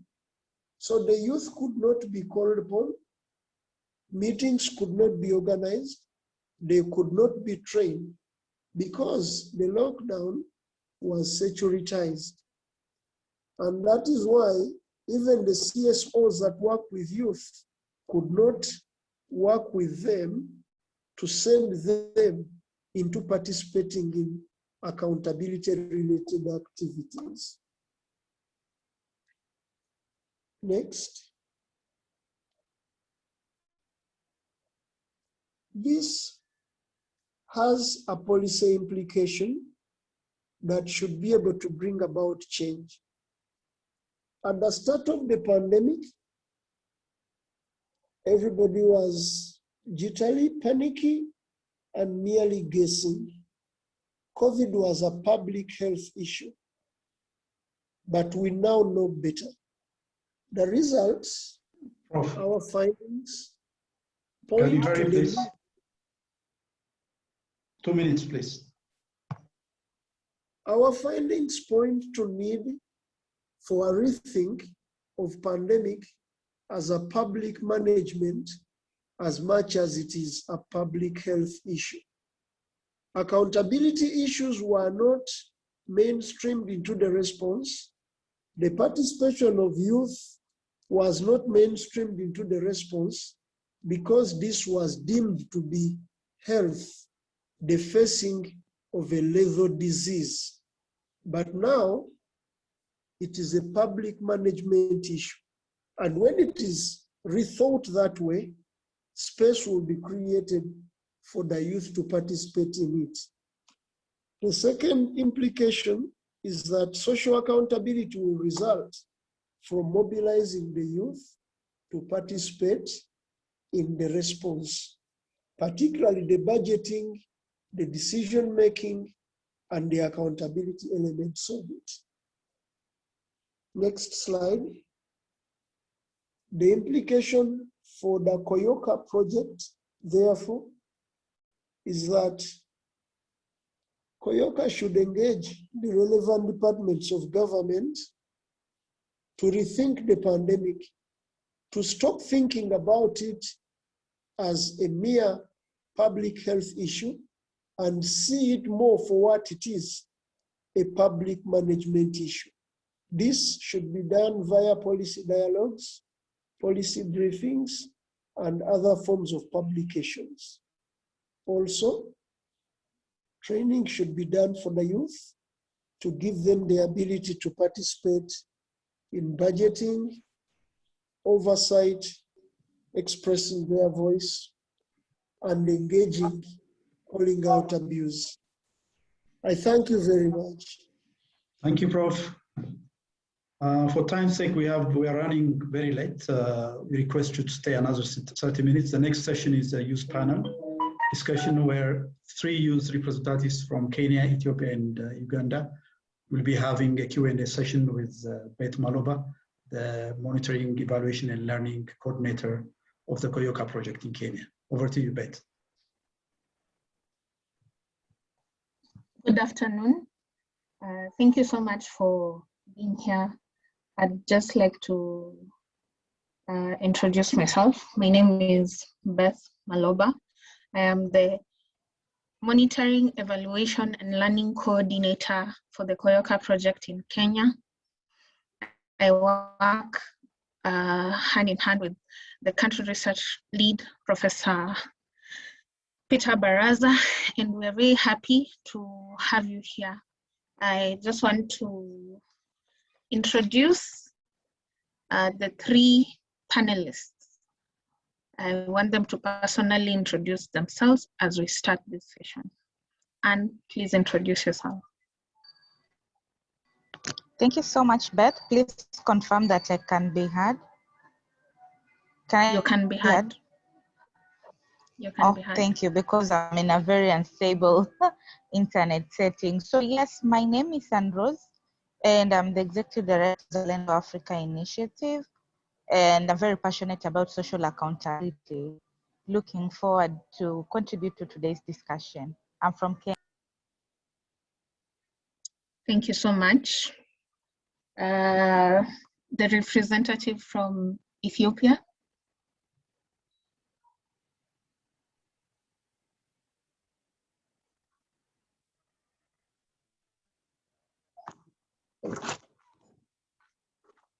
Hello.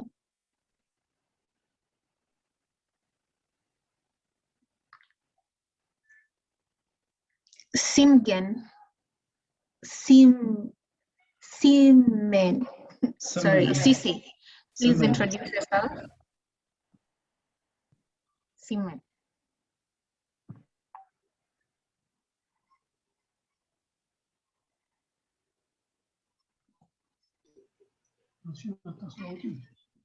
It seems she's having trouble introducing herself. Okay. Request we move to Beth. Oh, yes. Welcome, Sarah. Maybe she has some connection problem. I'll let her use my laptop. Here she is. Okay, thank you. My name is Sisai. I'm from Ethiopia, and I'm working in local NGO in Ethiopia. Nice to meet you. Please, Azizi, introduce yourself. Hi everyone, I'm called Buinz Aziz. I'm a research associate and I'm happy to be here. I hope my internet is okay. Yes, it is. All right, thanks. Okay, so I will go ahead and ask you a few questions. And you each take 2 minutes to respond to the questions. First, I'd like to ask, as youth, you're representing the youth here, were you meaningfully engaged in your countries in the COVID-19 response, and how were you meaningfully engaged? We'll start with Anne. Thank you so much, Beth, for this particular question. And I would say that young people in Kenya were not meaningfully engaged when it comes to the question of COVID-19. And please, you'll kindly forgive my background noise because I'm also in a public place. The levels of engagement were very minimal in terms of both the national and the county level, especially when you talk about decision-making and some of these policy related to COVID-19. And I will say the exclusion of youth, and I want to say deliberate exclusion of youth from decision-making, was to a very large extent where young people were actually engaged at the bottommost level. They only came as an afterthought, and it's evident even from what Prof had presented. You could see that they were only engaged at the implementation of the activity. Over to you, Beth. I'd like to ask Seaman to please answer the question. Okay, thank you, Beth. In our country, we have financially contribute for prevention and control mechanism from our salary. The other one is disseminate of COVID-related informations, magnitude prevention mechanism on social medias like Facebook, distribution of safety measurements like a mask, sanitizer for those who have lower income in our community or who can afford it, creating awareness and educate about hygiene and sanitation facilities from my neighborhood and the village, address basic and immediate needs of the most at risk or lower communities, including foods, clothes, and hygiene materials. Over to you, Beth.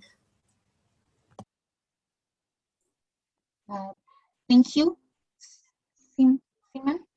I'd like to ask Mr. Azizi to tell us how the situation was in Uganda. Yeah, in Uganda, it's not different from the rest of the countries, the two countries, because the youth were not actually involved in this decision making. They were actually involved in terms of implementation of the policies that they have already made, and even the activities that they came up with. For example, if it is distributing food, it was still the government itself, but with the help of the local people. But in terms of participating in the policies and decision making, I can tell you that the youth in Uganda were not involved in the making. Thank you. Okay. Thank you so much. I'd also like to find out personally in the institutions that you work with, were you involved personally? Like, did you make the initiative to do anything towards COVID-19 response? Anne, please. Thank you so much, Beth, once again. And as an institution, we were not really involved, say, by the state, which is the national and county government, but we had different interventions that we came up with in partnership with other youth-led organizations within the sub-Saharan Africa. One of the interventions was profiling the different activities that were being undertaken by the youth across the region. And through that, we were able to tell the world, hey, look, young people are actually doing something. And these activities were very diverse. It ranged from actually wash activities, social accountability activities, food donation activity, cleanups, and all these things. At the end of it all, we compiled a report which we submitted to IGAD through the East African Forum for Youth, Peace and Security, who we were partnering with at the time. And just to say that the other level of engagement was through a fellowship that I was doing at that time, where I was personally doing a social audit on the COVID-19 funds that were being distributed to Mombasa County. So my auditing and accountability was done at a county level, where we engaged a number of young people and the county government, including the implementation committee, and also the national government, in just researching where is this 200 million. Part of the research question also included the policy that was passed to enable the allocation of that money, and whether the county representatives knew where or what that money was used for. Thank you, Beth. Thank you so much, Anne. Next is Simon. Okay, thank you, Beth.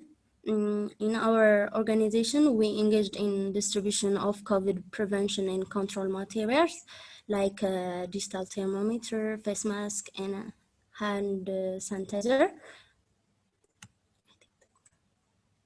The other one is give food support for the needy community, financial contribution for other government and non-governmental organizations, publishing and distribution of awareness creation materials like brochure, flyers, COVID-related assessments. And the other one is organize awareness creation programs on mainstream medias like TV panel discussions. The other one is organize learning and experience sharing events related to COVID response. Thank you. Thank you. Up next, Mr. Azizi. Yeah. In our organization, basically what we did when after the president giving directives, we had also to adapt those directives to our own organization. What to sensitize most of the community members around the dangers of this pandemic. Also encouraging them to stay home. Also spreading information that is not encouraging information that this disease will one time be cured. It's not like it's the end of the world. So such information that is useful, not spreading some false information that people are dying everywhere. So such things we're actually encouraging our members to try and adopt them. Thank you. Thank you so much. Next, I'd also like to find out, were there any challenges you faced during the pandemic in terms of meaningfully engaging the youth around you towards responding to COVID-19? Or when it came to engaging the government and the likes? And thank you so much, Beth. The pandemic affected everybody generally, including youth within the civil society. I think before answering this question, we must be alive as much engaging for young people are not homogeneous, and so of different sectors. And I would say with a number of challenges, because one of the worst hit is actually the civil society, because some of these young people are not on full-time employment job, and so they rely on gigs or consultancy within the civil society. Same young people that you are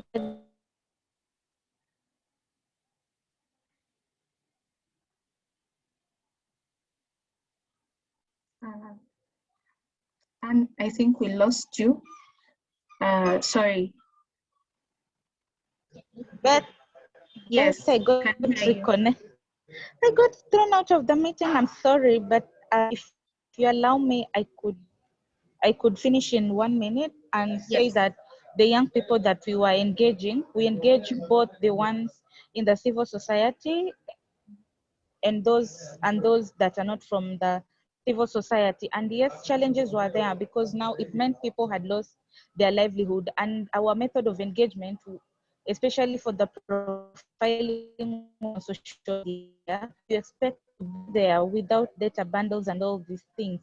Then the other challenges we got was because after the intervention, we now had roundtable discussions on how to build back better, together with both the private sector, the civil society, and the religious leader. And this is where we find a real challenge, because especially when engaging the private sector, it was a bit difficult to connect the struggles of COVID-19 and civil society in connection with the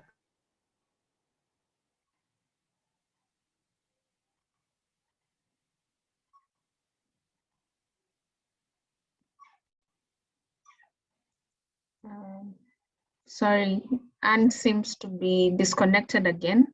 So we'll move to Simon, please. What challenges did you face? Thank you. the main challenge we face in our country, the one is financial constraints to reach many people or any community in dissemination of the safety measurements, the safety materials and the foods. The other one is government didn't provide an alternative platform to engage on the volunteer activities. The other one is restriction of movements. Thank you. Thank you so much, Simon. We'll move next to Mr. Azizi. Like I said, some of these challenges are not that different.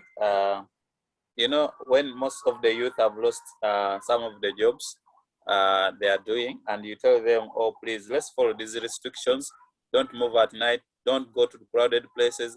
And most of the youth are earning, they are surviving from small businesses, encouraging them to stay home.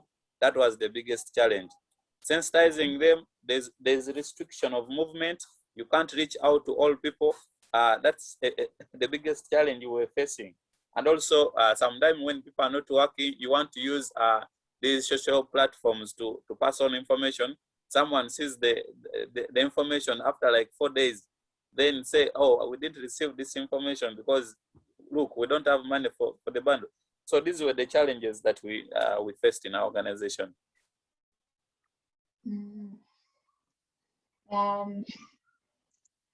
Next, I'd also just want to know, according to you, what do you think should be done to ensure meaningful youth engagement in social accountability in your countries? Anne, are you back on?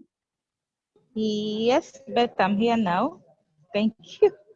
Yeah, I think what really needs to be done, we need to have both government and the civil society putting young people at the center of decision making, but also most importantly, relook at how we look at young people from a perspective of not an afterthought, but rather an intentional and deliberate action of including them within the areas of our programming.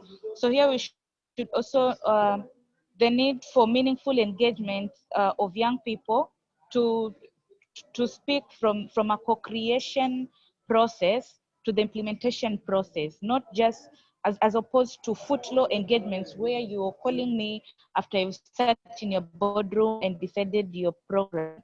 So what actually needs you to develop programming, and then to adopt a more holistic way of engaging young people through different partners and key people and stakeholders within these processes. We also need to look at young people on a lens of when it comes to partners, sometimes we classify partner based on the resources they are allocating within a project or within a programming. But for this one, rather, it's more of, sometimes it is not more on resources in terms of monetary, but what lived in experience are you bringing in as a young person, and the realities on the ground, which sometimes we are not alive to. But as a young person also, we need to also invite ourselves to the spaces and programs within the national and county government to actually push for social accountability and demand for it, because it's not a favor rather, but it's actually our constitutional right that we will be practicing. But then the last thing is, if we are not able to participate in public processes like the budgeting processes, like public participation processes, then we are also assisting partners to get wrong priorities of what we need at the ground, including the government. Thank you so much, Beth. I will leave to my other meeting, and thank you so much for this opportunity. Thank you, Anne. Let's move to Simon, please. Okay, thank you. It should be arrange a platform for youth engagement in social accountability at village level. The other one is financial and other supports like capacity building training on social accountability from both government and non-government actors. The other one is improve willingness of government authorities on youth engagement in social accountability, and improve transparency of government authorities in budget allocation of COVID response. And then the final one is provide the youth the chance to develop skills that that will enhance future employability as innovative idea. Thank you. Thank you so much. Those are very informative ideas. Mr. Azizi, please. I think the first thing is to allow freedom of speech. If something comes up and a youth wants to say something, they should treat as a speech as something valuable, not to look at this youth as a political someone who is not who is just against the government. So there should be that willingness of the youth, I mean of the government, to allow the youth to speak. I think there is also need for the youth also to have that self-drive. I mean, even if we want to participate in social accountability, nobody is going to force us. We should have that self-zeal to participate in this social accountability.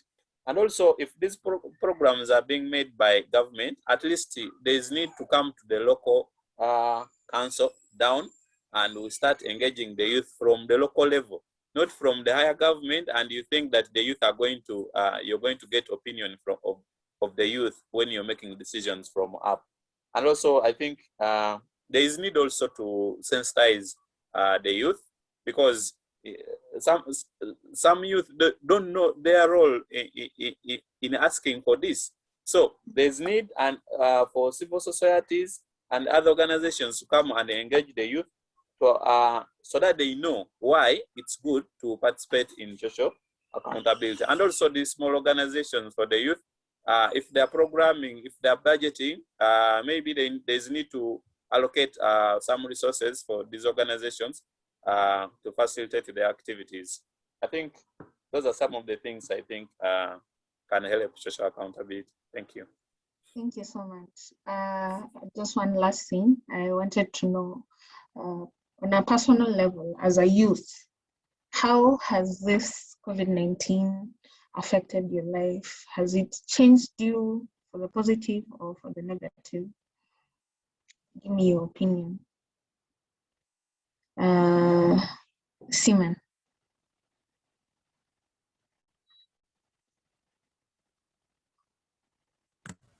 Okay, thank you, Beth.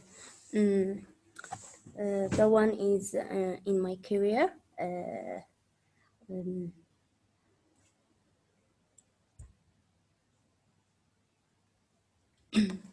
My activity was not done as per my schedule or plan. The other one is most of my friends were on internship base, and when the pandemic outbreak, most of them stay at home and they couldn't get any job. In my education, because of the pandemic, I can finish my education as per the schedule.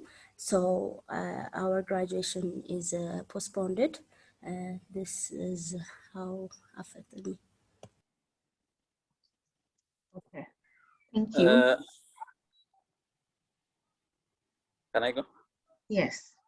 For me personally, this pandemic has greatly affected me in 4 areas. In terms of the job, we had to lay off some workers and also reduce salaries for some people who stayed there. So in terms of employment, I was affected. I was at school. Time came and we were not studying. So a course of 1 year, I had to do it for 2 years. So that is also an effect. In terms of socialization, that was the biggest hit, because if you want, for example, you're watching football, you can't stay home, you need to go somewhere and watch with your colleagues. You can't do that. So that was an effect.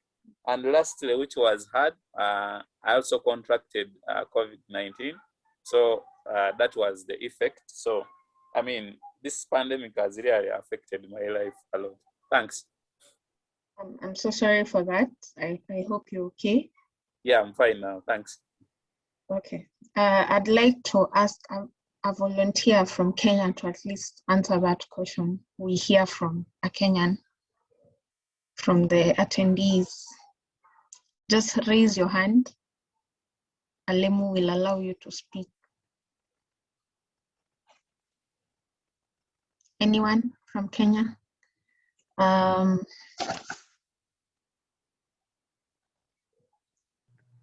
George. Yes, George, please. Good afternoon, everyone. Good afternoon. My background is a bit noisy, but I think you'll be able to hear me. I must appreciate the presentations that have been done by the panelists and also the panel that has just spoken. My opinion is a bit different. When we want young people to involve themselves in social accountability, we need to politicize this process. If you ask me, listening to Anne and her friends, I think they are not yet such annoyed in such a way that they can start demanding for space. Nobody, not in Uganda, not in Kenya, not anywhere, somebody would allow you to participate in a process that is going to empower you unless you take it by force. Because, for instance, in Kenya, the constitution has already given a provision that you need to be engaged, and it is not negotiable. So if you sit down at home and wait to be engaged, I think it doesn't work like that. So my opinion, it's up to the young people to come out strongly in line with the frameworks that are already there and demand to politicize the process of social accountability and also to push on issues that can make them push for quality service delivery. And this means that they also need to engage with the governance institutions. Like for instance, in Kenya, we have the ethics and anti-corruption, we have the director of public prosecution, we have the chapter 15, we call them the chapter 15 institutions that are supposed to promote good governance. So if we continue lamenting and just talking and crying, I can assure you, in Africa, you don't wait, you take. Thank you. Thank you, George. Haji, please. Hello, how are you? Fine, thank you. My name is Ahmed Noor Bashir from Garissa. My question was, I have a question, and at some point it can be a comment. I was listening to... Sorry, Haji. We are not yet at the question and answer session. So give it a moment, please. Oh, we are not. Okay, I can just make a comment then. Yes. So my organization works on counter-violence extremism and quality education, also women empowerment and gender equality. So since COVID started, we've seen a lot of impact on violence extremism, because most of these extremism practices used to happen online. We've also witnessed people migrating from their countries to other countries because of violence extremism. So I wanted to know what is the project. Maybe later I'll ask that one. So that's what I wanted to say. I'll ask a question if you give me a chance later. Okay, thank you so much, Haji. So I'd just like to summarize what the youth have said, especially on ensuring meaningful youth engagement and social accountability. I really like your opinions, and some of the things that they said were it should be intentional and deliberate. Like the government should make youth engagement intentional and deliberate. They should also have a holistic way of engaging the youth. They should arrange a platform locally and nationally to make sure the youth are easily engaged in their decision making. There should be capacity building and sensitization of the youth. There should also provide the youth with more information on how to even engage in this policy making. They should also allow freedom of speech. The youth should have their own self-drive, which is very important because the government can make it open, but when you don't have the drive, nothing can be done. Also, that George said, the youth need to politicize this process and demand for what is right. I hope you have enjoyed this session. I will take it back to Alemu. Thank you. Thank you, Beth. Thank you, Anne. Thank you, Sumay. The next session is comparisons of the research findings. I don't know whether we have enough time. We have only 11 minutes. Dr. Jerome is the one who is going to be moderating the rest of the session. Dr. Jerome, are you around or shall I continue?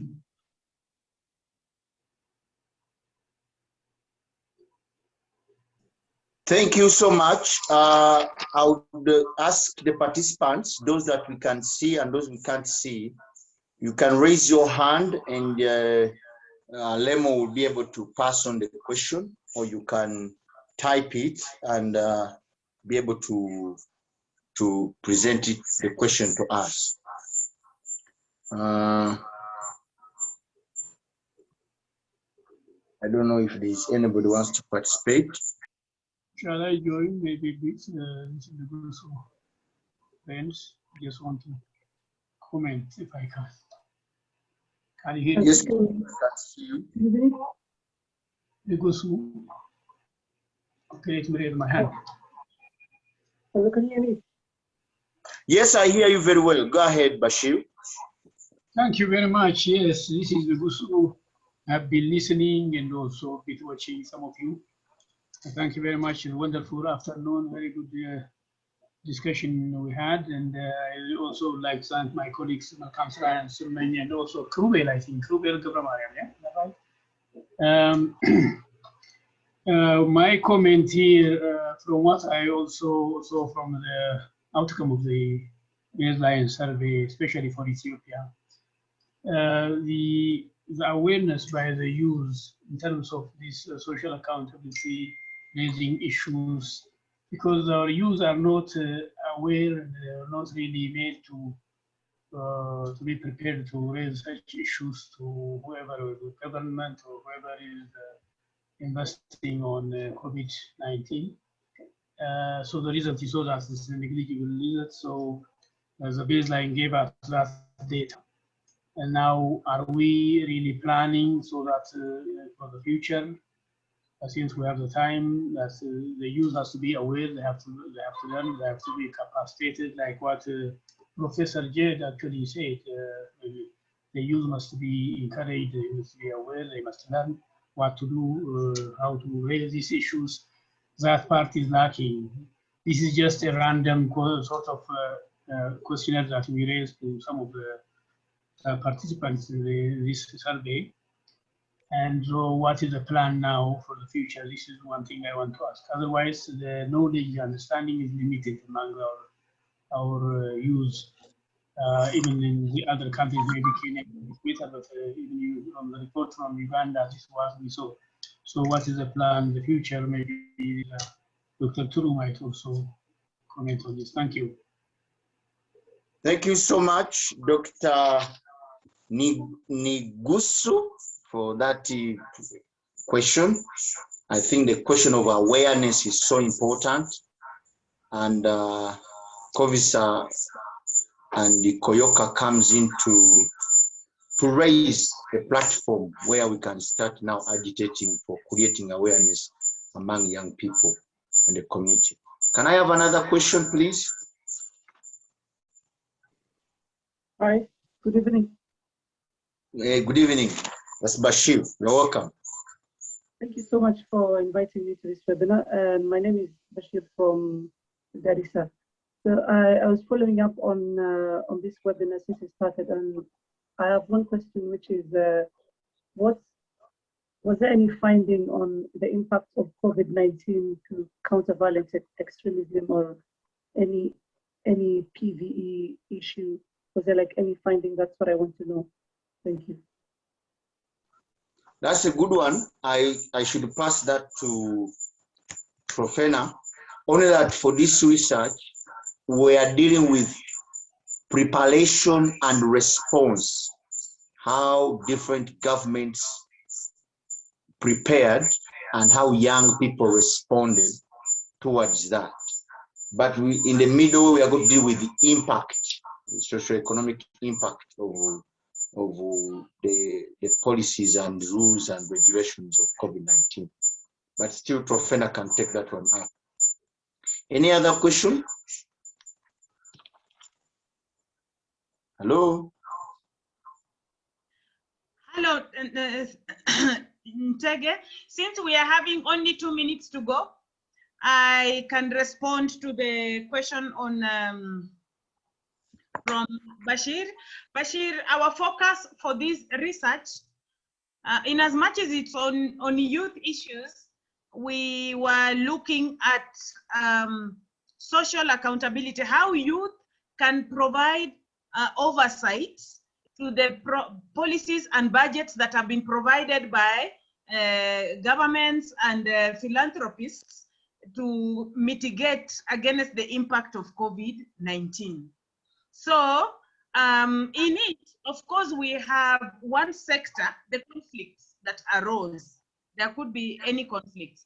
PCVE could have been one of the, we could have had terrorist attacks somewhere and all, but we have not focused on peace, preventing and countering violent extremism. We're just focusing on any other conflicts that arose, and in the region where there are cases of conflict, we saw the police conflicting with the youth during elections in Uganda, in Kenya, and also in Ethiopia. We cannot speak with authority and say that that was violent extremism, because violent extremism is where we have a particular strong ideology where people are refuse to change their mind and focus on a strong ideology which they follow, and anybody who is against them, they kill them. But in this particular case, it was just issues of politics. I don't want us to go and categorize it into violent extremism, because we do not know for sure, but we just know there was election violence. We also know that the police, COVID-19 was securitized, with the police, the security actors being mobilized to ensure that the WHO guidelines were followed in our various countries. We know that for sure. There's evidence of people who have died, who are brutalized, who are dehumanized, and the like. Thank you. Doctor, as you, within our last 1 minute, I would love you to have some few hints on these comparisons. I've followed these reports clearly, the dot, and there are some clear issues that merge.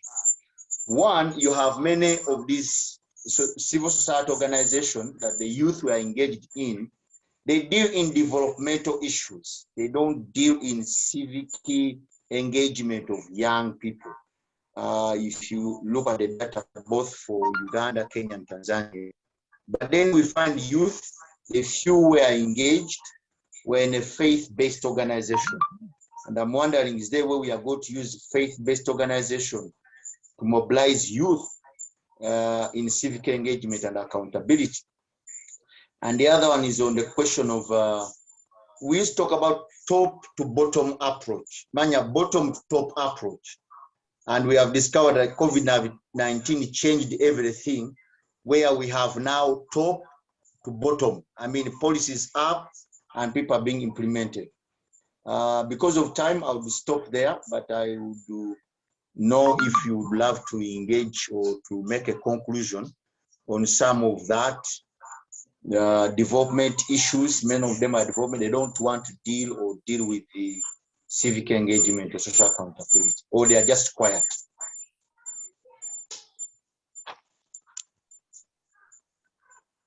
Am I clear? So again, as I said earlier on, yes, we need to go into finer details and do a thorough comparative review. I would like, I wouldn't want to just gloss over issues. I want us to go into them so that when we are presenting it as evidence to policymakers, they will look at it and say, for sure, this is true. So we will post our report online as we interrogate and also add value to it as we continue journeying through this particular process. I want to also take this opportunity to applaud all of you for your patience and time to be with us, to listen to us, and to share your valuable contributions. Thank you. Bravo, mwebale nnyo, mwebalire ddala. Asante sana kabisa. Namaste. Thank you. Thank you. So you'll find the reports that I've posted on the chat area. It will be posted on the project website. Thank you so much. Okay, thank you. Thank you.